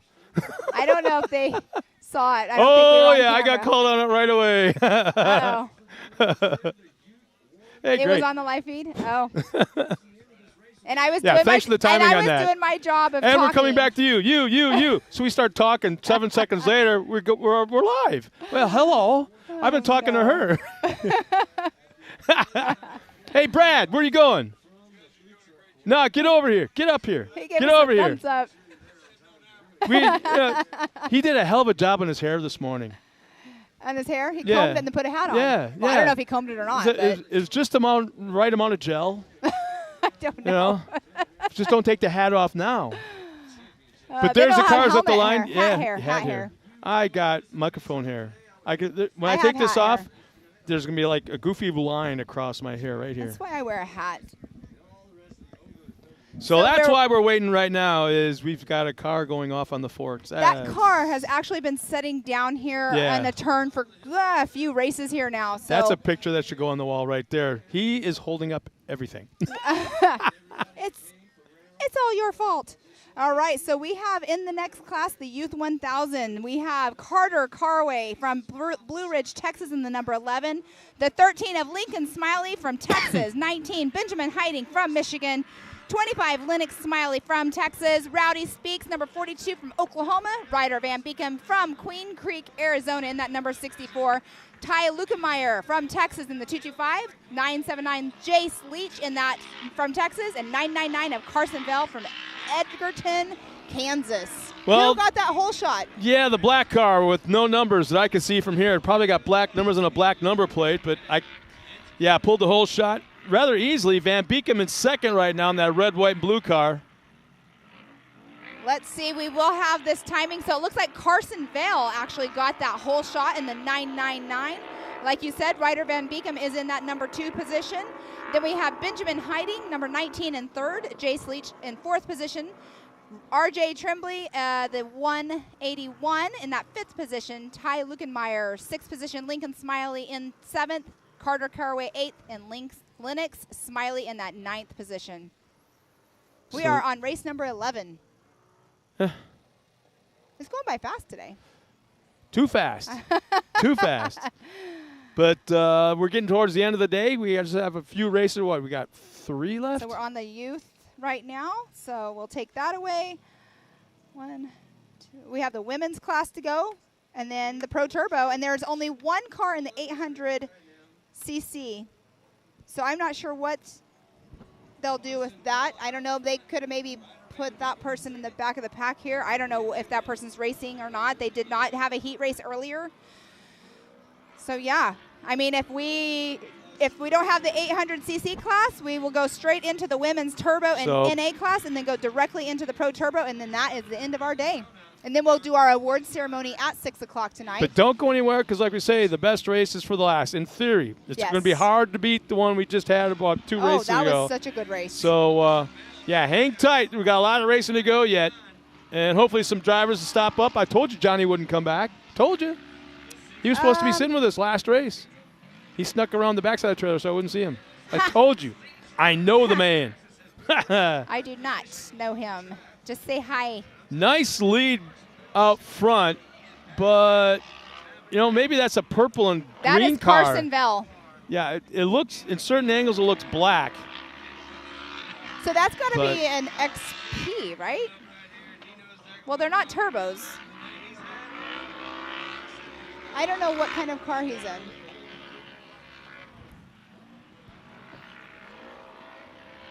So Ryder Van Beekum in second place. I do know about his past. The other kids that are out here in the Youth 1000 class, I don't really know their backstories, but I do know that Ryder's one of the has started from the 170s, and he's been racing forever. His dad's been racing, forever. So, You know, it's one of those things like you were saying earlier. The 170s are teaching them, right? Now you see Ryder out Yeah, here exactly. doing amazing in his RS1. So I got a question from Elizabeth Goodell. Julie Hill, did he? Well, he just disappeared on my screen. Did he already race, or is this live his race? I want to see it. So Julie Hill. Julie Hill. She might be asking somebody else within. There might be a Julie Hill within. So and then we have someone. Yeah, she's responding so to another person. We got Danielle Streeter Vale telling us Carson is in the Polaris RS1. That's a different looking chassis. He must have cut it here and there to. Which one? I'm sorry. The leader. Oh yes, that's what I'm wondering. It's definitely a Polaris. You can hear that it's a Polaris, but it's whoever built it up. Has a little bit different look. The profile looks way different than a RS1, which is cool. I like it. I do too. But I mean, you think about it, like No Limit, who is, Phil Blurton. You can tell his cars. You can tell an S3 chassis. Like you can tell the difference in builders, and he definitely has a different builder with his chassis. So they're coming around to complete another lap. So Carson Bell still out front with Ryder Van Beekem in that number 2 position. Yeah, he's well out front right now. He's probably got about. It is a 7.435 second lead. I was going to guess it's not 10. That bad. It looks longer than than it really is going at the speeds that they are. Well, okay, so if you look at Ryder coming down that hill right now. He has a higher center of gravity. Yep. You look at the number 1 position, like we were talking earlier, Carson Bell. Whoa, something's with our leader. No. Pulling off the track. He stopped for a moment, pulls off into the marbles, now back underway. It's like it slipped out of gear or something. That's interesting. I'm going to guess that's what it was. He's back at full speed, but man, he lost a ton of ground. Well, back to Van Beekem, but what was that? Back to it, though, it's like Carson Bell. You can see he's so low to the ground. He's got a wider stance on his car. He's got those tires, like you were saying earlier, like street tire, almost a street tire, DOT tire. I don't know if he's running Hoosiers or what brand of tire he is running, but he's definitely lower center of gravity, so he can take these tighter corners faster, not lift as much as like Ryder has to do, being the higher center of gravity. It's like a Corvette compared to a Cadillac. Right. But I'm just wondering what happened right there. He pulled off the track, nearly came to a full stop, and then just took off like a bat out of heck. I mean, so I'm going to guess that he could have popped out of gear. He could have popped out of gear. He could have accidentally hit it. I mean, when you're in these turns and stuff, and the shifter is right next to you, so it could have been something where his arm just hit it. He's got him covered because he had a huge lead before, like you said, 7-8 seconds, and it fell back to about probably 4 car lengths, 4 or 5, and now it's back to, like you said, probably. I'm going to guess. To give you a visual, probably 20 car lengths.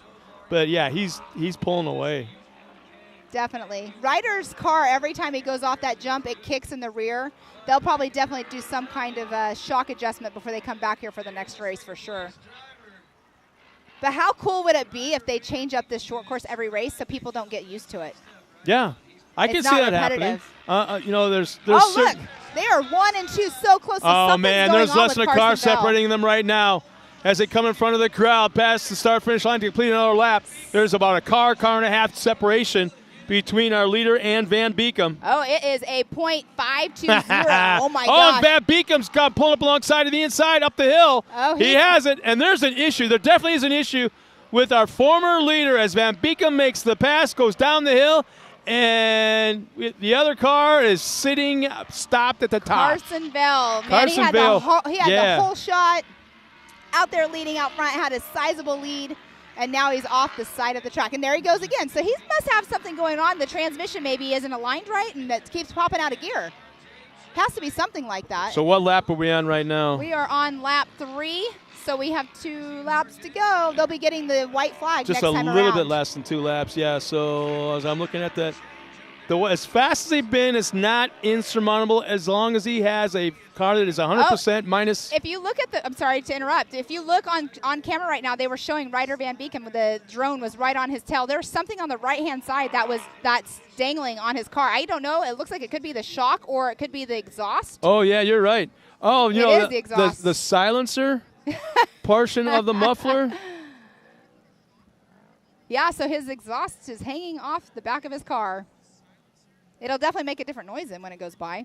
Yeah, we're going to find out real quick. That thing, even with it 1 or 2 bolts that are back there at the very end of the pipe, It changes. it the should, whole yeah, sound. it's even with those 2 gone, it shouldn't be flopping around like that. So it might even be, it might be the bypass on the shock. That's what I was thinking. well. But it's so far back. The shock isn't that far back. Well, the shock itself is fine. It looks like. But when he jumps, watch when he jumps. It looks like it's not landing as well. So it's definitely one or the other. It's the shock or the pipe. Well, he's not leaning real hard to the right rear. I'm going to guess it's right now. The sound doesn't sound a whole lot, doesn't sound too funky, but I'm going to guess it's the bypass. It definitely looked like, watch when he comes right here. Sorry, guys at home. Yeah, it's just right out of our sight. I'm going to guess it's the bypass flopping around. Well, he just got that white flag right there. Ryder Van Beekum. Let's watch him handle this hill. Jace Leach just is in that number 2 position. Then we have Benjamin Heidi. Oh, yeah, it's the bypass. It's Is it's the canister that's just off to the side of the shock. Okay. For the fans back at home, you got the shock itself, and then you got a hose that goes from the top of the shock into what looks like a if you took 2 soda cans and put them together, that is what holds all the pressure and the nitrogen and all that. And it feeds into the shock itself, so that's what's flopping around. It's not going to hurt affecting anything him. unless that hose that goes from the shock itself to the canister snaps or rips or whatever. Then that could change things drastically, because Right. then all you have are the springs. And what was I just saying when he was going off the jump? It looked different. It was kicking him, and Yeah. I was like, they're definitely going to do some shock adjustments before they come back here, more than likely. It's all about the way you, like, by the time you lift off the jump, too. It all depends on how you land as well. I mean, Dad was racing right off the start earlier. Something happened. He ended up off course. Now he's out. Now Ryder's out here in that number 1 position right now. Just took the white flag. He has a 15.826 second lead on Ty Lukenmeyer. So we'll see if he can hold on to that number 1 spot all the way through. Right now, he's looking really good to have that number 1 position. What I'm wondering is, flopping around pretty good, that canister. Can you hear it slamming back there, or is the motor loud enough where it kind of drowns that out? We have the nice He's drone not footage slowing right now. down at all. Definitely not. And you know what? Some people wear personal, like, custom-made earbuds. Yeah. When you have those in, you cannot hear any car noise whatsoever. I personally did not wear those kind because I wanted to hear what was going on with my car. But he's coming across right now the race line arch, and he's going to be taking that checkered flag. Sounds like he's kind of slowing down right there. Yeah, he knows what he has. He Yeah. knows the lead he has, so he's not going to get anything goofy. And if the car is got a shock issue on that corner, the last thing you want to do is pitch it hard sideways to the right. He ran a 2:12. Yeah. That was his lap time was 2:12. That's pretty good. Awesome. Tiffany's so good. She's down there like just trying to catch these because we want to get those emotions of those drivers when they come off course, especially the winners. So she's down there trying to chase them down, and she's doing an awesome job. Car 1 lost 3 seconds. Yeah, super exciting race for the kids right there. Yeah, we're being told that So Ryder Van Beekum, Yeah. number 1. Jace Leach, number 2. Benjamin Heiding in that 3rd position. RJ Tremblay in 5th. Ty Lukenmeyer 5th. Lincoln Smiley in that 6th position. Carter Carway in 7th. Carsonville 8th. And Lennox Smiley 9th. Now, again, these are all unofficial until we can make those official. We will be doing our final ceremony, award ceremony tonight at 6 o'clock. Yeah, we're being told that Carson is a long travel RS, one of the with a low cage. Okay. Um, Eli, great information. He's a little wider. Yeah, we're being told Ryder's exhaust is falling off, when actually I still think it was his canister, because we weren't hearing a difference in the sound of the car. We weren't hearing any difference. Gotcha. All right, so Miss Tiffany Stone is down there with Mr. Ryder Van Beekum. Let's take it down to Tiffany on trackside. All right, Ryder. That was exciting. When we were chatting earlier, you said this was an amazing park, and obviously you found your groove. You found the right lines. Walk me through how you're feeling right now. Amazing. It's been quite a while since I've actually been on the podium. Like, we've been having problems with this car, and it's just nice to be on the podium again. And talking about that, I was watching you from here and hitting that tabletop. You guys are just flying through it. You know, here at MOA, they've done tons of great things. They put a whoop section, they put a tabletop. You've got this nice turn up there. Overall, what's your favorite part so far about this park, besides, of course, taking that top spot? Probably the tabletops. You know, we have a ton of our ranch at home where we practice doing our racing. Well, talking about that, you've got to thank a few people. Who would you like to thank today? I would like to thank my mom and dad for letting me do this. Our people at their work, Kevin and Matt, who put this car together. I want to thank Extreme Machine, Polaris Razor, R&R Steel, Rob Muzzy, MRT, and Muscle Wheels. Awesome. Well, nice job. We got a big celebration happening later on today. And like you said, it's been a moment since you've taken that top spot, and you are well-deserved today for it. Your smile says everything. It's such a good one. We'll let you get back up there, okay? All right, and back up to you guys. And we're back once again. Thank you again, Tiffany Stone, as she's getting some of the coolest interviews from some of the most enthusiastic drivers. They may not show up. I'm telling you, they're busting a gut on the inside, having just won their race. We're going to step aside real quick one more time as we got some important words from our sponsors here at Mid-America Off-Road.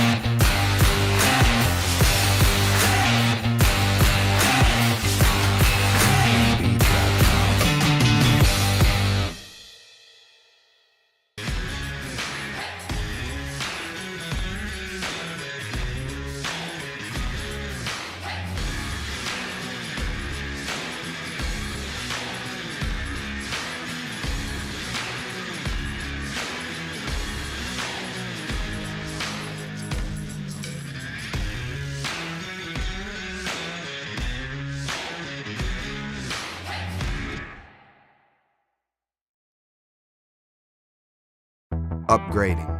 It's what we do. So upgrading is what we did. Introducing the IQ equipment lineup powered by HMF. Designed for the most adventurous side-by-sides in the world, IQ equipment has the strength to tackle the off-road head-on. Bolt-on, American-manufactured steel. Engineered to increase strength, durability, and protection, so you're equipped to handle the most extreme performance. When you're ripping through the desert at full throttle, or tearing through some of the most brutal terrain in the world, you're going to need equipment that keeps you moving at a high level.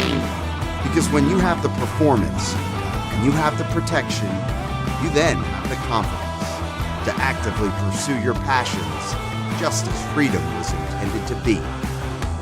HMF, equipped to perform. Ready for any challenge. Maxxis tires can handle even the most punishing off-road conditions.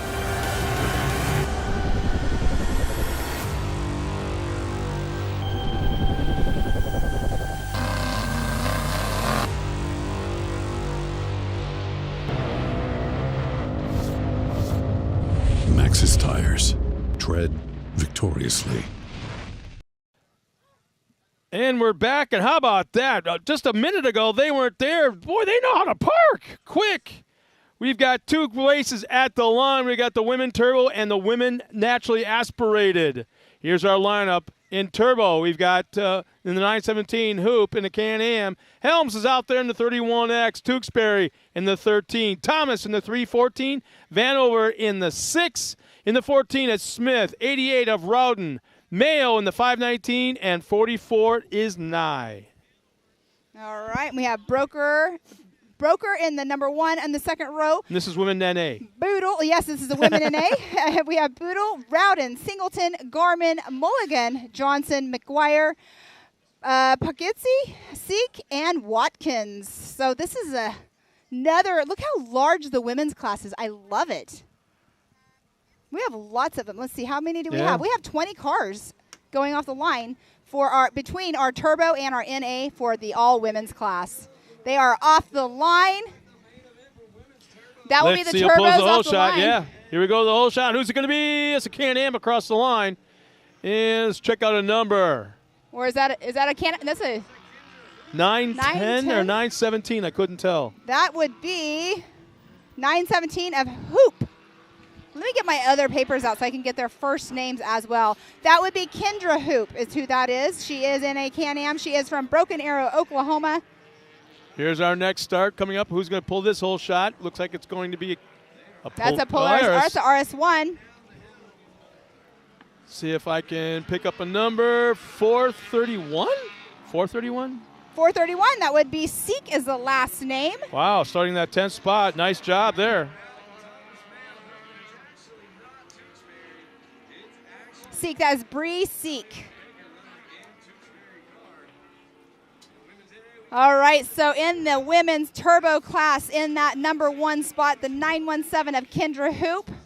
We have the second spot of 31X of Caitlin Helms. She's from Texas. Morgan Vanover, number 6 in that 3rd position. So we have a Can-Am Polaris, and then the rest of them are all Can-Am in the women's turbo class. In our women's NA class, we have Bree Seek in that number 1 position, Haley Boodle, and Holly Mulligan. Those are our top 3. So we have a Polaris, Yamaha, and Arctic Cat 1, 2, and 3 in our NA class for our women's. Man, we haven't even completed a lap yet, and they're already big time gapped out. First, second, third, fourth on back. Wow. Nice little race going side by side, and a pass is made for the 4th. All right, we have the 917 of Kendra Hoop just came by us. She's in that number 1 position in the turbo class. Like I said earlier, it was crazy to be in the driver's meeting this morning, and you see the young ladies walking up in their fire suits. That's a whole nother story, but they're up in their fire suits with makeup on, their big hoop earrings. I always wear my makeup. Did you wear hoop earrings, though? No hoop earrings, but I always had my eyes on. Yeah. That's the only makeup I wear. Uh-huh. You have to. You got to make your eyes pop, right? Especially when you're in that helmet. Well, they do something. But you know what I noticed today, too? A lot of these women that are out here racing, not a lot of them, there was a few of them that were out there. Their children were also racing. So they're not only racing themselves, they are being a race mom as well, which All is super that means cool. is more work for Dad. Yeah. Dad ain't racing. How many dads you know out there that race with their wife that races and then their kids that race? That's a lot of cars, that's a big hauler. That's true. That's a lot to work on. That's a lot to pack. That's a lot to unpack at the track. That's a lot to unload and get race ready. A lot of easy ups to put up, and then at the end of the race, it's a lot to clean. Yes, it is. Repack. And then you got to drive home. Uh-huh.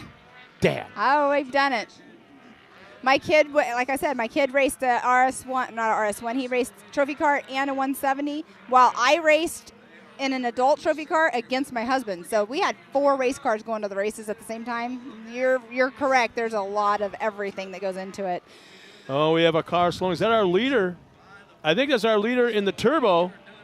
Is coming to a stop. Actually not stopping, but really, really slowed. I can't see where you're... It's a red, white, and blue car. Still on the other side of the course, can't pick out a number. But well off the pace. Well, we still have Kendra Hoop in that number 1 position coming through right now in the 917. She is from Broken Arrow, Oklahoma. Oh, there's our leader, yeah. This is probably about 10, 12 seconds back from her. 917. 917's Kendra Hoop, and then Morgan Vanover should be in that number 6. 3-something. 31X, that would be Caitlin Helms in that number 2 position. She's from Texas. 27 is the slow car. 27 is Felicia Johnson. She is in a women's NA class in the Yamaha. So I'm going to guess that I remember my first race ever, and it was a circle track race. It was a late model, dirt late model. In qualifying, I thought I was hauling the beans. I set a new track record in slow, and I thought I was hauling the beans. So I have a funny feeling. I'm just going to go out on a limb here and say, in fact, it's the same number I ran, that this is her first race. Could be. And she's kind of semi-freaked out. So that I'm giving her the kudos for that. But, yeah, she's out on the track. She's having fun, probably still scared, nervous. That happens. But Definitely she's out happens. there. Yeah, you gotta start sometime. Nobody's fast out of the box. Right. Nobody is. If you are, then it's, it's like when you go and play poker and you win the first time. It's like for beginner's luck, right? So we have Kendra Hoop. She ran a 2:09. No. She did. No. The last lap was a 2:09. Let's see if I click on her name. Trying to see what this all does here. Okay, I thought it would maybe give me like all of her lap times. But where did she go? Oh, there she is. She's still up there in first place. This is the way this timing is picking up here.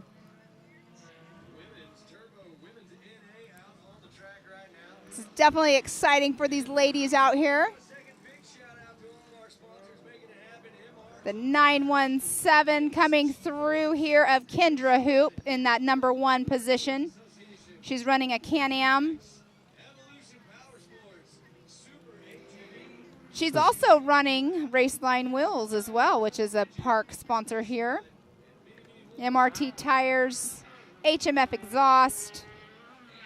Oh, wow, this is a fast race. We got Kendra Hoop and Caitlin Helms currently on their 3rd lap already. Everyone else is on their 2nd lap. Yeah, so next lap around, she's going to get that white Well, there flag. you have it right there, 2:09. Caitlin Helms, 2:09 lap time. 2:11 by Kendra Hoop, but Caitlin, wow. So Caitlin picked it up because the lap, I did see Kendra Hoop earlier had a 2:09. She is 3.446 seconds behind Kendra Hoop. Caitlin Helms is.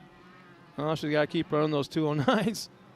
So our top 5 right now, Kendra Hoop in that 1st position, Caitlin Helms in 2nd, Lacey Tewksbury in 3rd position, Morgan Vanover 4th position, and Marissa Smith is in that 5th position. Kendra Hoop having issues. Our leader, 917, having issues on the course. She's pulled off to the side, is slowed, not come to a stop yet. Oh, Lacey Tewksbury, she just went through the timing loop. Oh, I see her right there. It looks like she might have a driver flat, rear flat. Left rear. I could be wrong, but it looks like it might be a possible left rear flat. It's hard to tell with Brad right in front of the monitor. We can't. Okay. The vehicle on the monitor, I couldn't. Well, it swapped scenes before we could get it. So yeah, it's hard to tell, but yeah, she's 13, number 13. That is Lacey Tewksbury, number 13 on the monitor right now that you are seeing at home. There she is, right there. Yeah.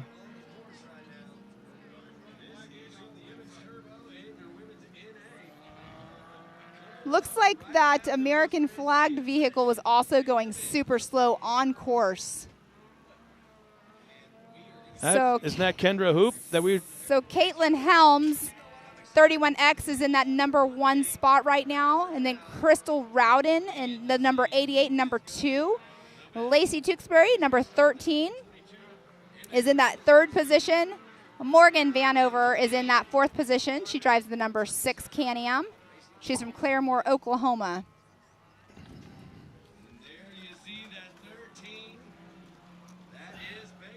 And you can definitely see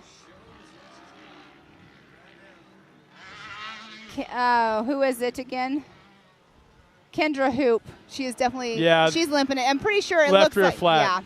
At least one wheel, maybe two, but definitely the left rear is down. Yeah. Man, tough break. She had a great race going. See, that's the thing about out here. Like, you don't think that it's a rough course, but something out here. Well, here's the other thing. To get maximum traction, you want to run a lower tire pressure, but there's that fine line of too low and ripping it off the bead and too high and just spinning the tires. And there are rocks out here. I mean, they have rocks out here.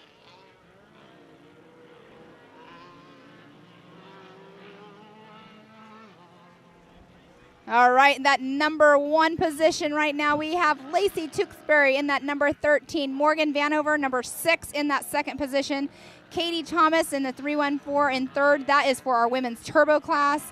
Our women's NA class, we have the number 10 of Haley Boodle in first position. Second position, the 431 of Bree Seek. And then in third, the 774 of Shiley Broker. Holly Mulligan just went through too, and the car number 109 in fourth position. Those are our women's NA class, top 4. You know, in off-road racing, especially short course like this, if you're running the same car in multiple races on one given day, you're asking a lot out of that car, and that's what these ladies are doing right now. And that's why I can't help but think that you're seeing these flat tires, you're seeing some of these slow cars on the track, something we can't figure out what's going on as far as mechanics go. But, yeah, there's a lot of tired cars out there on that track right now. Well, and you can see the 917 right now of Kendra Hoop. She's just going out there for points right now. Yeah, it's completing the race. Her tire's not off the rim, so she still has it on the rim. It's not going to, wrap around and damage too much. Yeah, she's staying out of the way. Exactly, and that's the key thing, too, is staying out of the way 100%.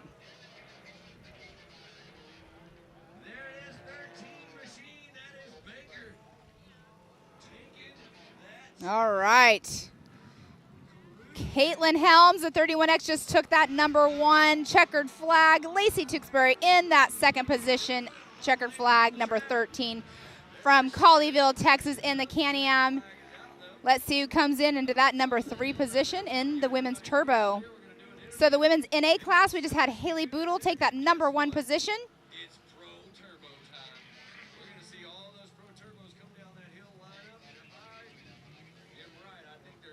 Bree Seek in that number 2 position in the women's NA class. Lots of action out there on the race course just now.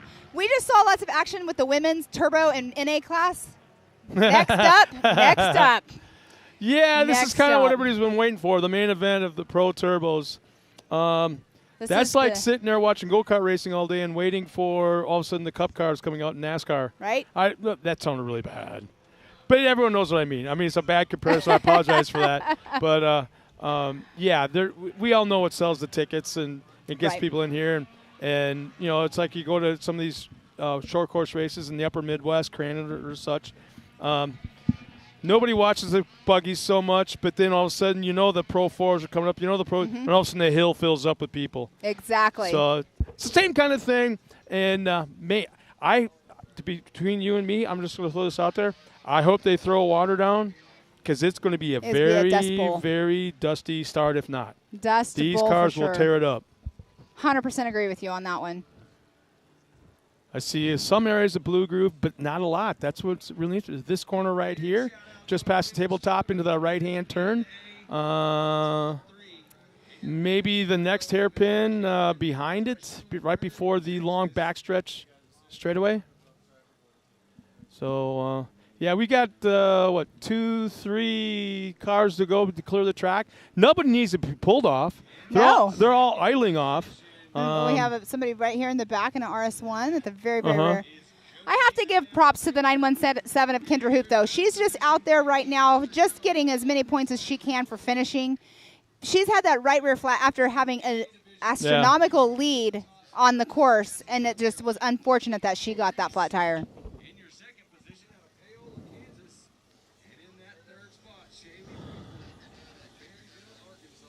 Man, once again, I keep looking at this facility and dreaming of the day when I come back and see green trees, leaves, and grass on the hills. It's starting to turn green, but Mother Nature doesn't know what she wants to do right now.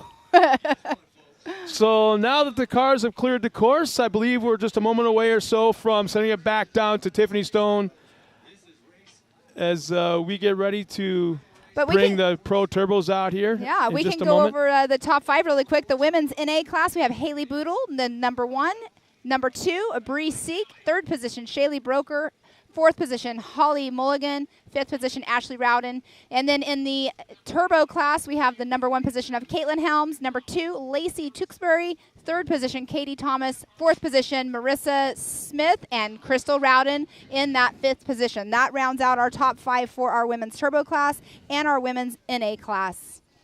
That was super exciting race to watch. And like we just said, you know, the 917 of Kendra Hoop, she had an unfortunate flat, but she was out there leading that race, and she was definitely out front, having an astronomical lead. You said it earlier. Sometimes racing happens. Racing happens. Definitely needs I to can't be help new. but think, the last hour and a half, I've been paying attention, obviously. And we've had some killer races here. Yes, we have.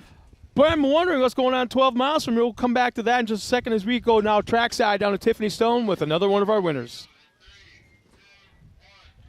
All right, Caitlin, a big congratulations. We were just chatting a little bit, and you said this year you're going to run the full season for you, and taking the top spot to kick off the season for round 1 is exciting. How are you feeling right now? I'm feeling good. This is the so I'm going off of that, like you said, for you, so that's got to be some good omens going out there. Walk me through how the course was for you today. Practice was a nightmare with the mud, but the course was perfect by the time we got out there. It was really nice, slick. It was awesome. Awesome. Well, I know you got to thank a few people for bringing you out here. Who would you like to thank? My parents' company, Shimmering Waters Pool Service. Blake Guston at G3 got my car race ready today, so he's awesome for that. And just my family.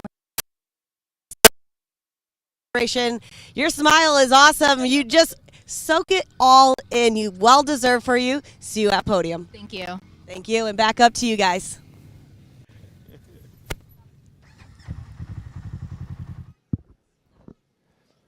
Thanks a lot, Tiff, and hell of a job going on down there. The hardest job, I think, this afternoon is stopping all the winners. Because they're so excited. She's like, oh, yeah, they're stopping.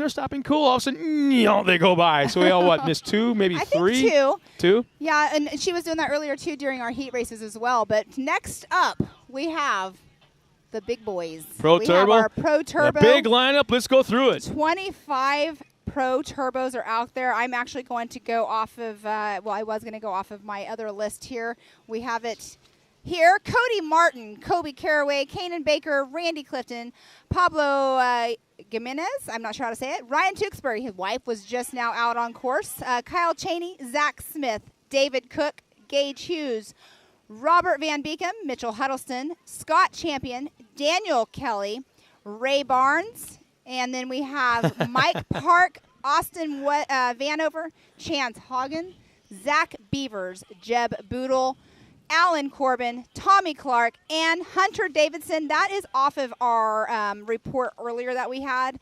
I'm pretty sure they are all starting here, and we know that their hearts are pumping and they're ready to get this show on the road. They're all lined up and ready to go. It's a heck of a shot seeing all those cars lined up. But I'm looking back at the water truck.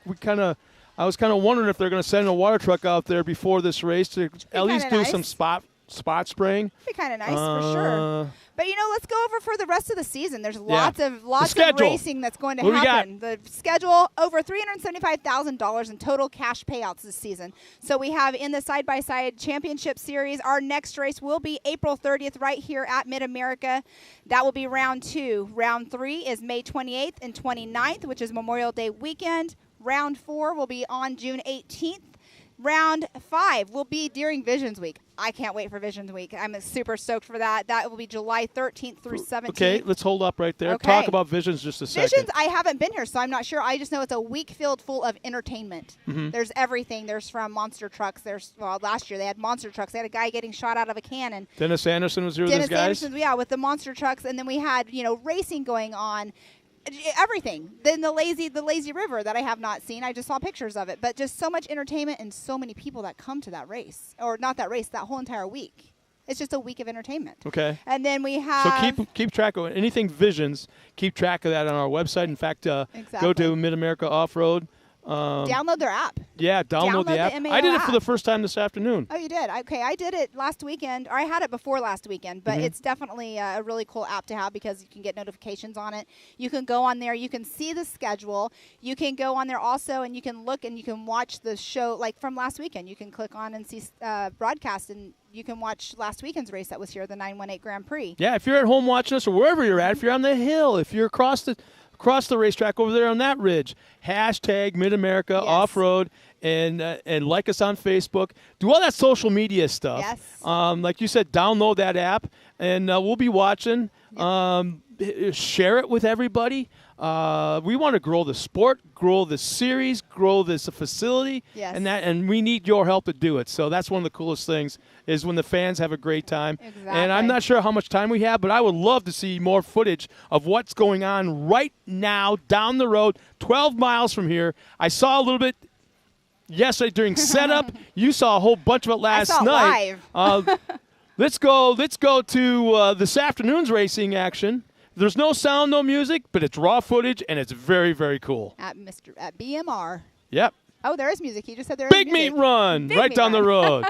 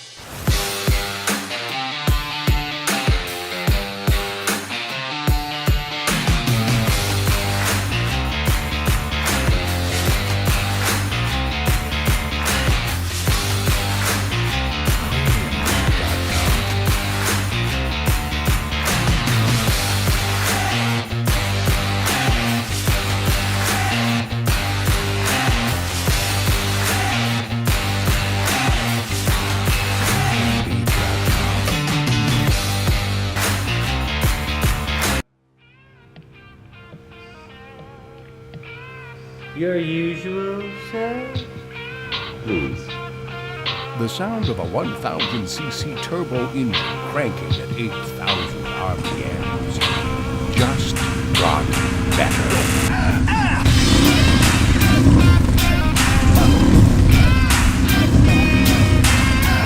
HMF, the official sound of the off-road.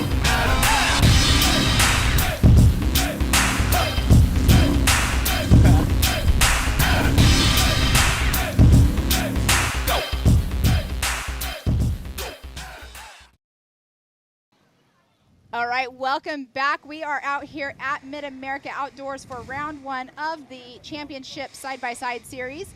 And we have a guest up here. Let's go ahead and let's talk about your race today. How was your day? So my day was pretty awesome.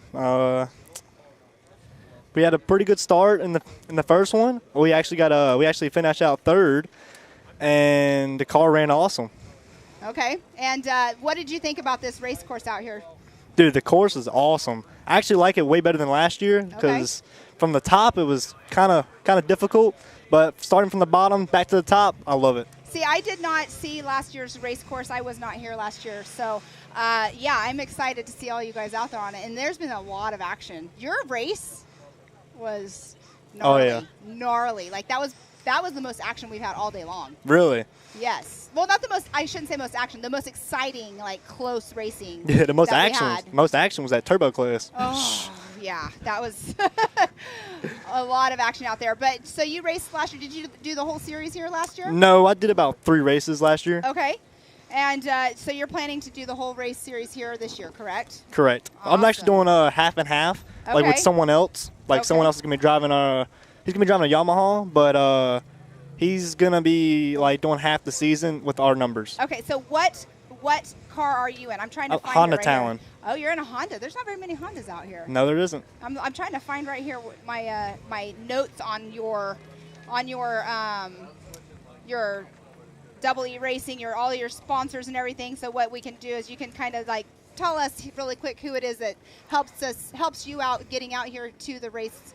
And also, we're getting ready to go live here shortly with the Pro Turbos. So go ahead and tell us about your sponsors and let us know who helps you get here. So my biggest one would be George White with W Racing. That's right here. PPI Tuning. He does a whole lot for us.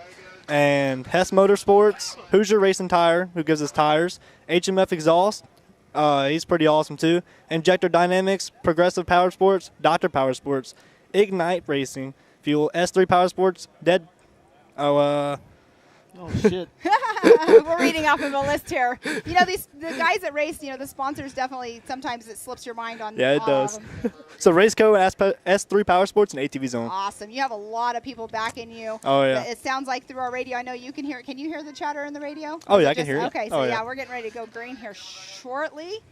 And I'm excited to see this race. So I want you to, once they start, kind of tell us, what you thought about certain areas of the track. But, But what was your favorite part of the course today? I would want to say the start, actually. The start? Oh, yeah.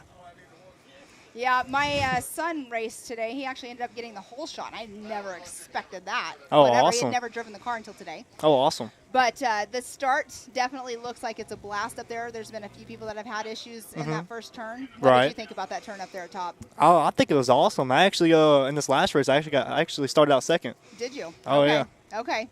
Yeah, it's kind of hard because you guys, some of you had mud on your cars. We couldn't see everybody's vehicles. Yep, we can hear them in the background getting ready to go. I know that they were getting the cameras ready. They're going to get the drones up in the air. This is going to be an exciting, fast race here shortly.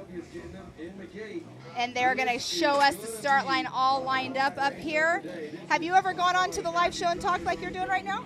I have, actually, Oh, yes. Good. So you're seasoned. It's not anything new to you. That's awesome. Oh, yeah. It's fun to get up here and talk and get your sponsors' names out, get your name out. We encourage people to come out here and do that. Yeah. But we're gonna see Todd go across the finish or the start line up there here shortly, giving everybody the thumbs up, making sure everybody's ready. Get this race started. This is gonna be a crazy race. I have a feeling this is gonna be a gnarly start because everybody wants to get that whole shot. Yeah. So what are they doing right now? They're giving them a sight lap. Huh. They watered a little. Because they watered the track. Yeah, they watered a little bit, so they're going to give them a side lap. Okay. I'm like, wait a minute. They didn't do that for everybody except the 170s earlier. Now this race is the one you want to see. They have a lot of action in this one. I know. I couldn't believe just in the heat races earlier how crazy that was. Oh yeah. But everybody at home that's watching, I'm sure you have people at home watching as well. Oh yeah, I do actually have my whole family. Oh, your whole family. That's right. So how old are you? I'm 17. I was gonna say you look very young. Yeah, I'm very young. And where are you from again? I'm from Louisiana. Louisiana. Okay. Okay. And the Honda. So there was only 3 of you in Hondas in your class, I believe. Yeah, probably. Yeah. Yeah, there was only 3 of you. You had Sean Hess. And Jacob. Jacob, is it Giesendorf? Yeah, something like that. I am like trying to not, say these names too wrong. I'm going to start finding these people's pits, and I'm going to be like, okay, how do you say your name? Just because I like to be able to pronounce it properly. But yeah, and Eddie Ensign. So it's funny when you were your name, because I was like, where I'm from, there was an oil company named Ensign. Oh, really? That's awesome. Yeah, and so that's how I was like, I wonder if he's a part of that company. But it's back in California as well. But are you excited for the rest of the series here? Oh, yeah, I'm very excited because I just love this facility. Yeah, I've never been here till last weekend. Oh, really? Yes. Oh, it's awesome. Last weekend the racing was interesting, having the snow here. It was freezing cold. Shoot, I bet it was because I was freezing last night. Shoot. It was 18 degrees that morning when we started racing. And I keep using this as an example, but Terry Madden, when they went through a creek crossing, he needed a wipe for his visor, and his co-driver handed it to him, and it froze to his visor. That's how cold it was off the start. That is very cold. Yeah, and then we get here, and it's, 40-something degrees yesterday, and it's raining. And I'm like, ugh. I'm not sure about this J Oklahoma place. I love the facility, but the weather is so questionable. Not today. It feels awesome. No, it's been amazing today. I mean, the shade is coming down now, and so it's cooling off a little bit. But yeah, so it's super exciting. This season's going to be good. I'm excited to be coming in and being a part of it because I come from the Ultra 4 side and doing all the Ultra 4 races still. It's going to be a great year for everybody. And Mid-America, this facility, seeing on screen right now, that's the 80-foot jump right there, correct? They're going over the 80-foot tabletop? Yeah, that's the new one. I went around it I hate saying this right now, but I went around on a golf cart.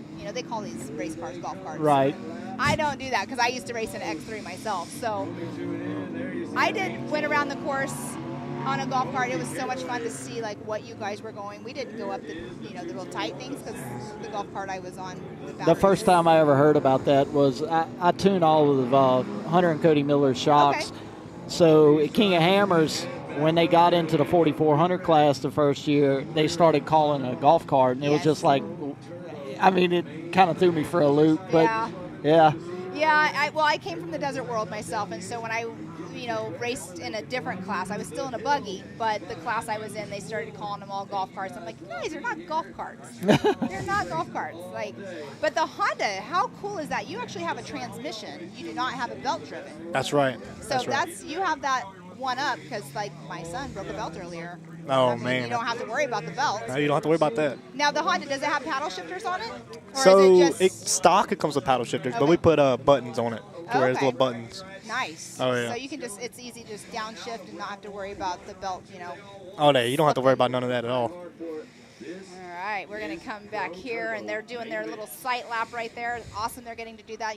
Like you guys were saying, they watered down the course so they can go pack it down just slightly, right? Yeah, it should make for some good racing out there. Keep the dust down. It's probably going to be a little slick on the first lap, but it'll come right in. It'll be good by the end for sure. Yes, and they're doing 7 laps. So this morning in driver's meeting, they bumped up from 5 laps to 7. I mean, the racing goes by so quick, as we saw earlier in your class. We're like, all of a sudden, the checker flag's coming out, and we're like, whoa, that was already 7 laps. Oh, yeah. It goes by really fast. Shoot, in the car, though, it does not go by very fast. No, I know, right? Yeah, so we're going to go ahead here in just a minute and bring Scott back in here. But thank you so much for coming over here and talking with us. Good luck for the rest of the season. And we'll see you guys back here on April 30th, right? Yeah. Thank you for having us. You're very welcome. And you guys have safe travels back home. All right, we got the start line going. We're going to bring Scott back in here. That was Eddie Ensign from Louisiana driving a Honda Talon. All right, you see the guys lining up right now. Let's now hit the lineup. Before we go any further, we definitely want to know who's out on the course. Who do we have, man? Oh, we have lots out on the course. So we have Cody Martin, Kobe Caraway, Kanan Baker, Randy Clifton, Pablo Gimez, Ryan Tewksbury, Kyle Cheney, Zach Smith, David Cook, Gage Hughes, Robert Van Beeken, Mitchell Huddleston, Scott Champion, Daniel Kelly, Ray Barnes, Mike Park, Austin Vanover, Chance Hagen, Zach Beavers, Jeb Boodle, Alan Corbin, Tommy Clark, and Hunter Davidson are all taking off the line. Green right flag now. is out. We're underway into turn one. The dust in the front straightaway off the start. Phenomenal. Who's going to pull the whole shot right there? That is the red Can-Am. I'm not quite sure the number quite Is yet. it 81, 91? I couldn't quite tell. But I found out, I realized one very interesting thing. Every car, I was watching, every car did a reconnaissance lap except one. Which one was that? Kyle Cheney did not go out on the track. He sat there in staging. I think he had what he thought might have been an advantage in starting position, Yes. and he didn't want to give it up or lose it coming back. I could be wrong, but that's just what I was. That was Scott Champion who got the whole shot. Scott Champion, no kidding. Scott wow, Champion. good for him. So we have right now Scott Champion in that number one position in the number 184 Can-Am from Fort Worth, Texas. We have Zach Beavers, number 38, in second position from Albury, Texas, also in a Can-Am. So our top four right now are all in Can-Ams. Third place, Ryan Tewksbury in a Can-Am, number 81. Kanan Baker, number 21 from Owassa, Oklahoma, also in a Can-Am. Then Robert Van Beekum, number 64, in that Polaris. So we have our top four right now, our Can-Ams. Well, I can't say I'm surprised considering how they've been doing in all the other forms of motorsports. Correct. They swept 2 years in a row. They swept the podium at KOH, King of the Hammers, and wasn't any different at right. the Mint 400. I know, right? I know you got Dustin Jones, as we were talking about earlier. He is he won last year out there at KOH. Not KOH, I'm sorry, misspoke there. He won at the Mint 400, Mint 400, last yeah. year. So Scott Champion has the point out of Fort Worth, Texas. Zach Beavers from Aubrey, Texas in second. Ryan Tewksbury in third. Kind of surprised Kyle Cheney back in that 8th spot off the start. We'll see if it's changed It might as they not come be that across the long. lane. I don't think he'll be back I there very love calling that man the Iceman. long. Well, and he was just unfortunate and got that flat earlier today. Kyle Cheney's already up in that number 5 position. Oh, excuse me. Wow. How many laps we got in the Pro We Turbo? have 7. 7 laps. 7 laps, yes. So Well, we here's have- what's cool about this. They water the track. If they had thrown the green flag, like they've been going super fast, right after that when they're lined up, we had a super greasy, probably first 2 laps. Super greasy, lots of sliding around. That little, 3-4 minutes maybe, 5 minutes, just enough to soak in. A little bit of sunburn off that we still have, made for a perfect track. And these guys are taking advantage of it without a doubt. Kyle Cheney now pulls alongside, another Can-Am alongside of him, down that that back straightaway, and makes the pass. You see it from here. Probably about bicycling right there on that. It's a white Can-Am just now. He saved that one. Here comes Champion back into the, I'll call it into the valley. And you can tell that area that he just went through on the live stream. It was a gravelly area. He's definitely a well-seasoned racer. He just went into 2 wheels last year, though. I mean, he was second in points out here at Mid-America in his first year going 2 4-wheels from 2 wheels. Oh, man. Hits that big tabletop perfectly, lands on the backside, never slows down, never lifts a little bit, but just beautiful landing on the backside. Kyle Cheney, is he up to 4th? He is up into 3rd, is what this is saying. So we have Scott Champion, physically number 1 on course. Let's see who, 18 and the 31. 18, that was Chance Hagen, number 2. He's in 4th right now, 191. Okay.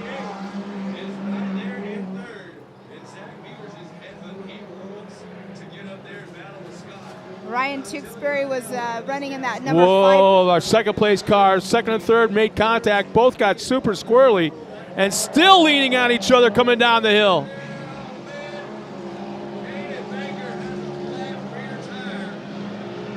Sounds like Kanan Baker has a flat tire. Yep, left rear, falls back to third. Left rear, flat tire, down. And that is Kyle Cheney right there in that 4th position right now, but he will not be in 4th for very long. He's got a long way to go, though, to get up to our leader.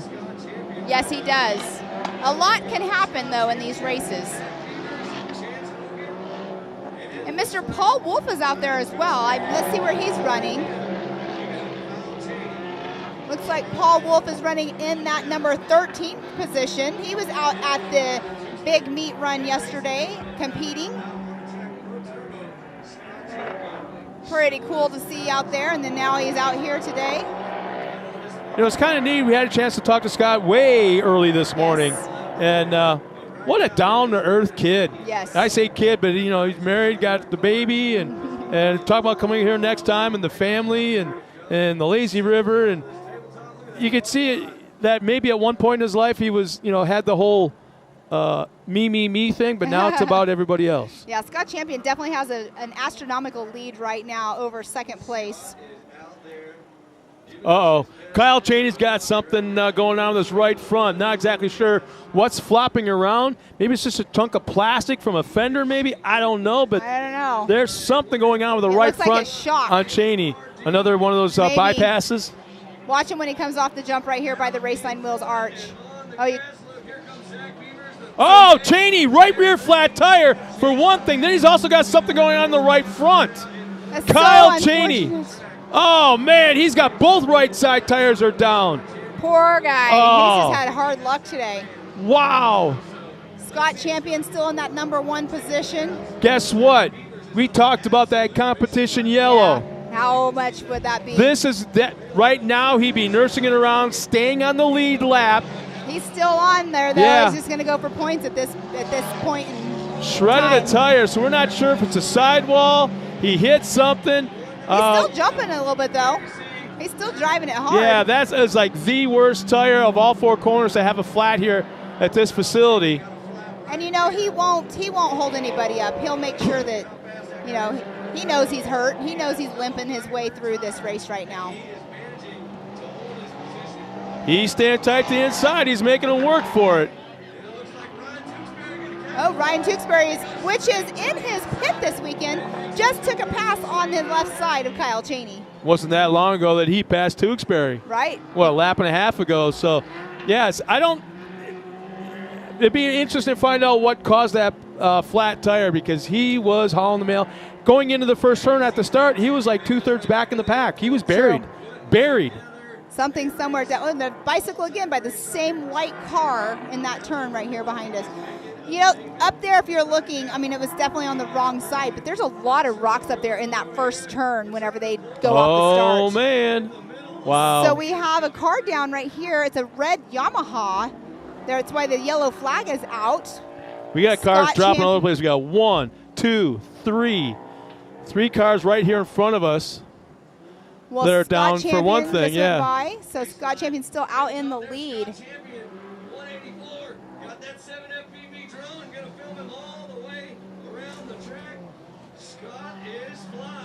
18. Chance Hagen is in that number 2 position physically on course.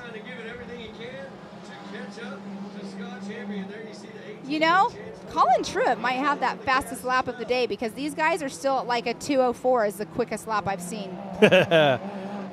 I'd give him a little bragging rights. That's cool. What a crazy day this has been. So unfortunate. I feel so bad for Kyle Cheney because he's, you know, a fan favorite out here with a lot of people, and he's had some issues with his tires today. But where did he go? He's still out on course. I don't think he pulled off anywhere.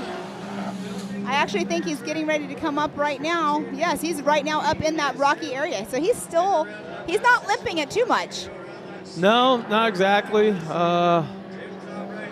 Man, you know what? He wasn't a big fan. Didn't he say he could take it or leave it as far as competition yellow? I think so. You know, oh, there's a nice race going on right here. I can't see that. Easy Up's right in the way. 2 Can-Ams. That's a 194. Looks like a right front flat. And the man. Who was that? 194. Was that?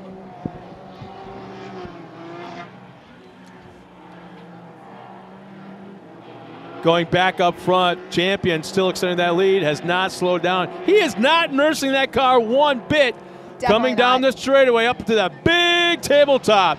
Hits that jump the same way, same fashion he did on lap number 1. It is saying that Chance Hagen is out front. He is not physically out front on course. It definitely is, or Champion, has been yeah. Scott Champion. He's back here. He's coming around. Okay, that's what I was just looking, going, where is he at right now? Quite the lead. We still have that Yamaha over here on the side of the race course. Yeah, he's backed off it, though. He's really, really backed off.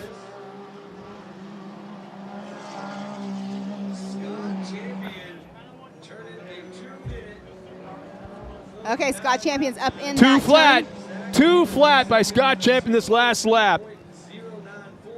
We'll see if he can break Second, that 2 actually, minute. no, that'd be the third fastest lap of the Right. day. We had a 2 flat .5. This is a 2 flat .9. That is Chance Hagen right there in that number 2 position. Looks like he's kind of making up some time on Scott Champion.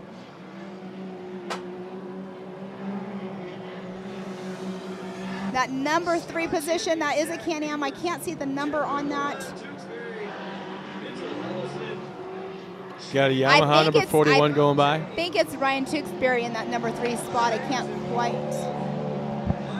make it out. Actually, I believe it's, I want to say it's, no, Jeb Boodle. Oh, we have Zach Beavers. There we Yeah, go. Zach Beavers is running Jeb in second. Jeb Boodle is in that 3rd spot. Now we're getting an update. It says Ryan Tewksbury in the 81.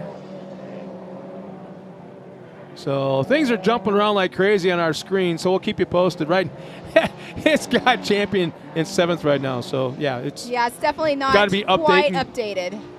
They're working their hardest to get, make sure it's all done right and everything, and it's just so much action going on the course. The timing loops where they're at. It just depends on where they're hitting it and who's out there. Kyle Cheney's still out there driving it. I mean, guess this teaches you how to drive your car Patience. broken. Patience. Patience. That is the perfect word Oh, this is not a night I would want to hang out with. in Kyle Cheney's pit. Yeah, no. Look at the hill over there, all the people that are over here Yeah, spectating. that's Super pretty neat. cool. Yep. So Scott Champion coming around right now. He is going to be completing lap 5. He should be getting the check. The white flag should be coming out on this lap here.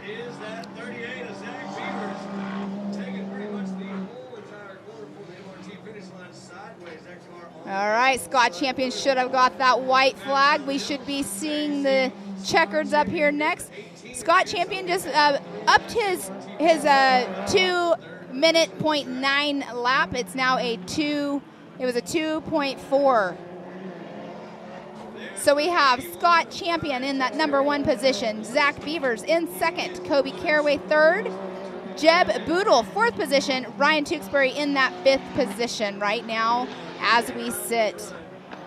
We are on the white flag for I'm gonna be Scott honest Champion. with you. I would love to see at this point.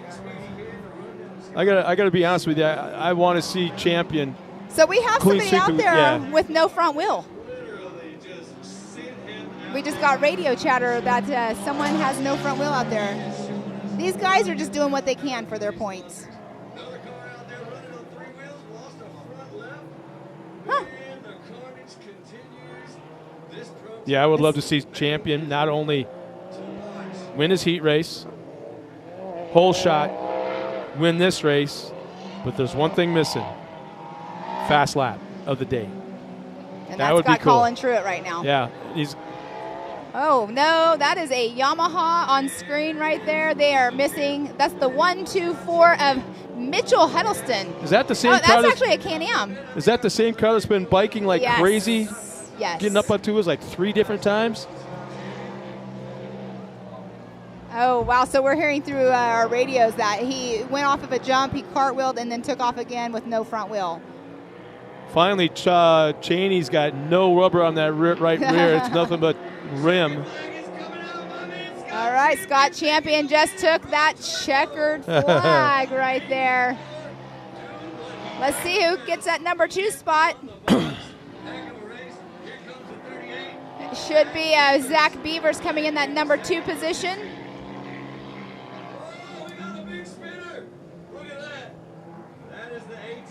Wow. So right now, we 1, 2, and 3. We have Scott Champy in that number 1 position. Zach Beavers number 2. Jeb Boodle 3rd position. Kobe Caraway in 4th.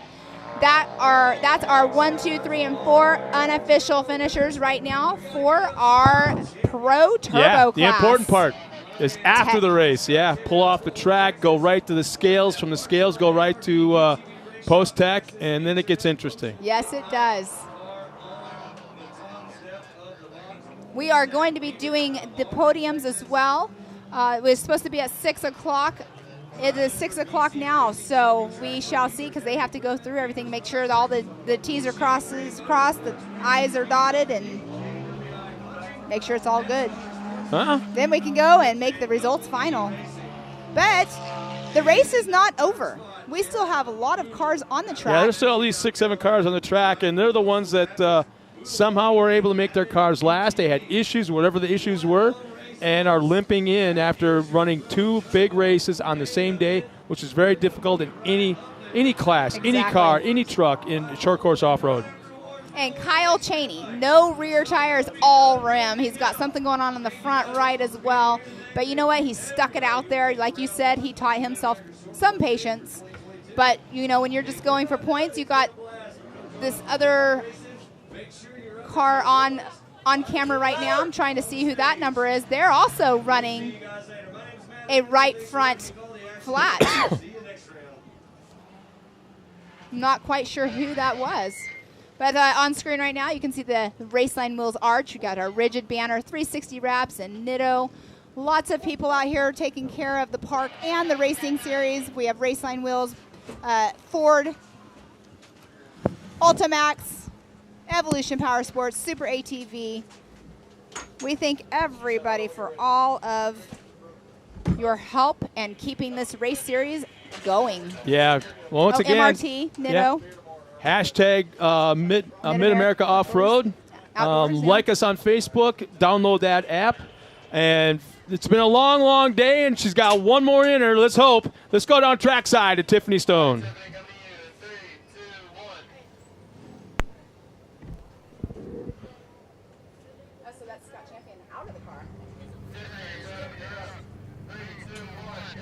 All right, Scott, big congratulations to you. Last race of the day. It was crazy out there, seeing people miss some wheels, some tires. Obviously, the track is beautiful. The sun is setting.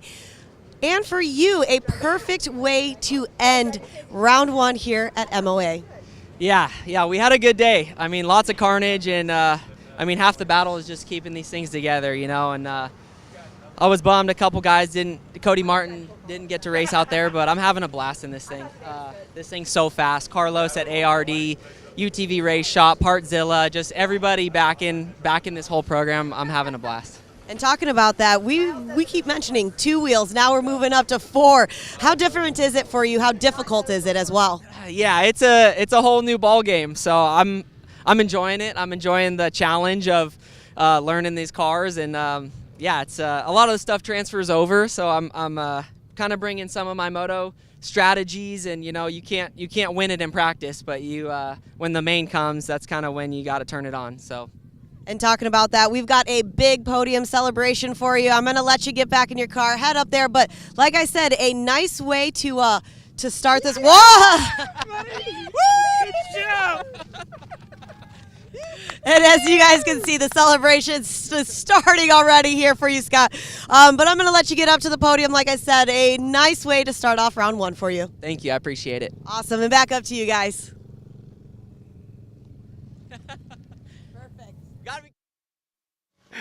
Oh, thanks a lot.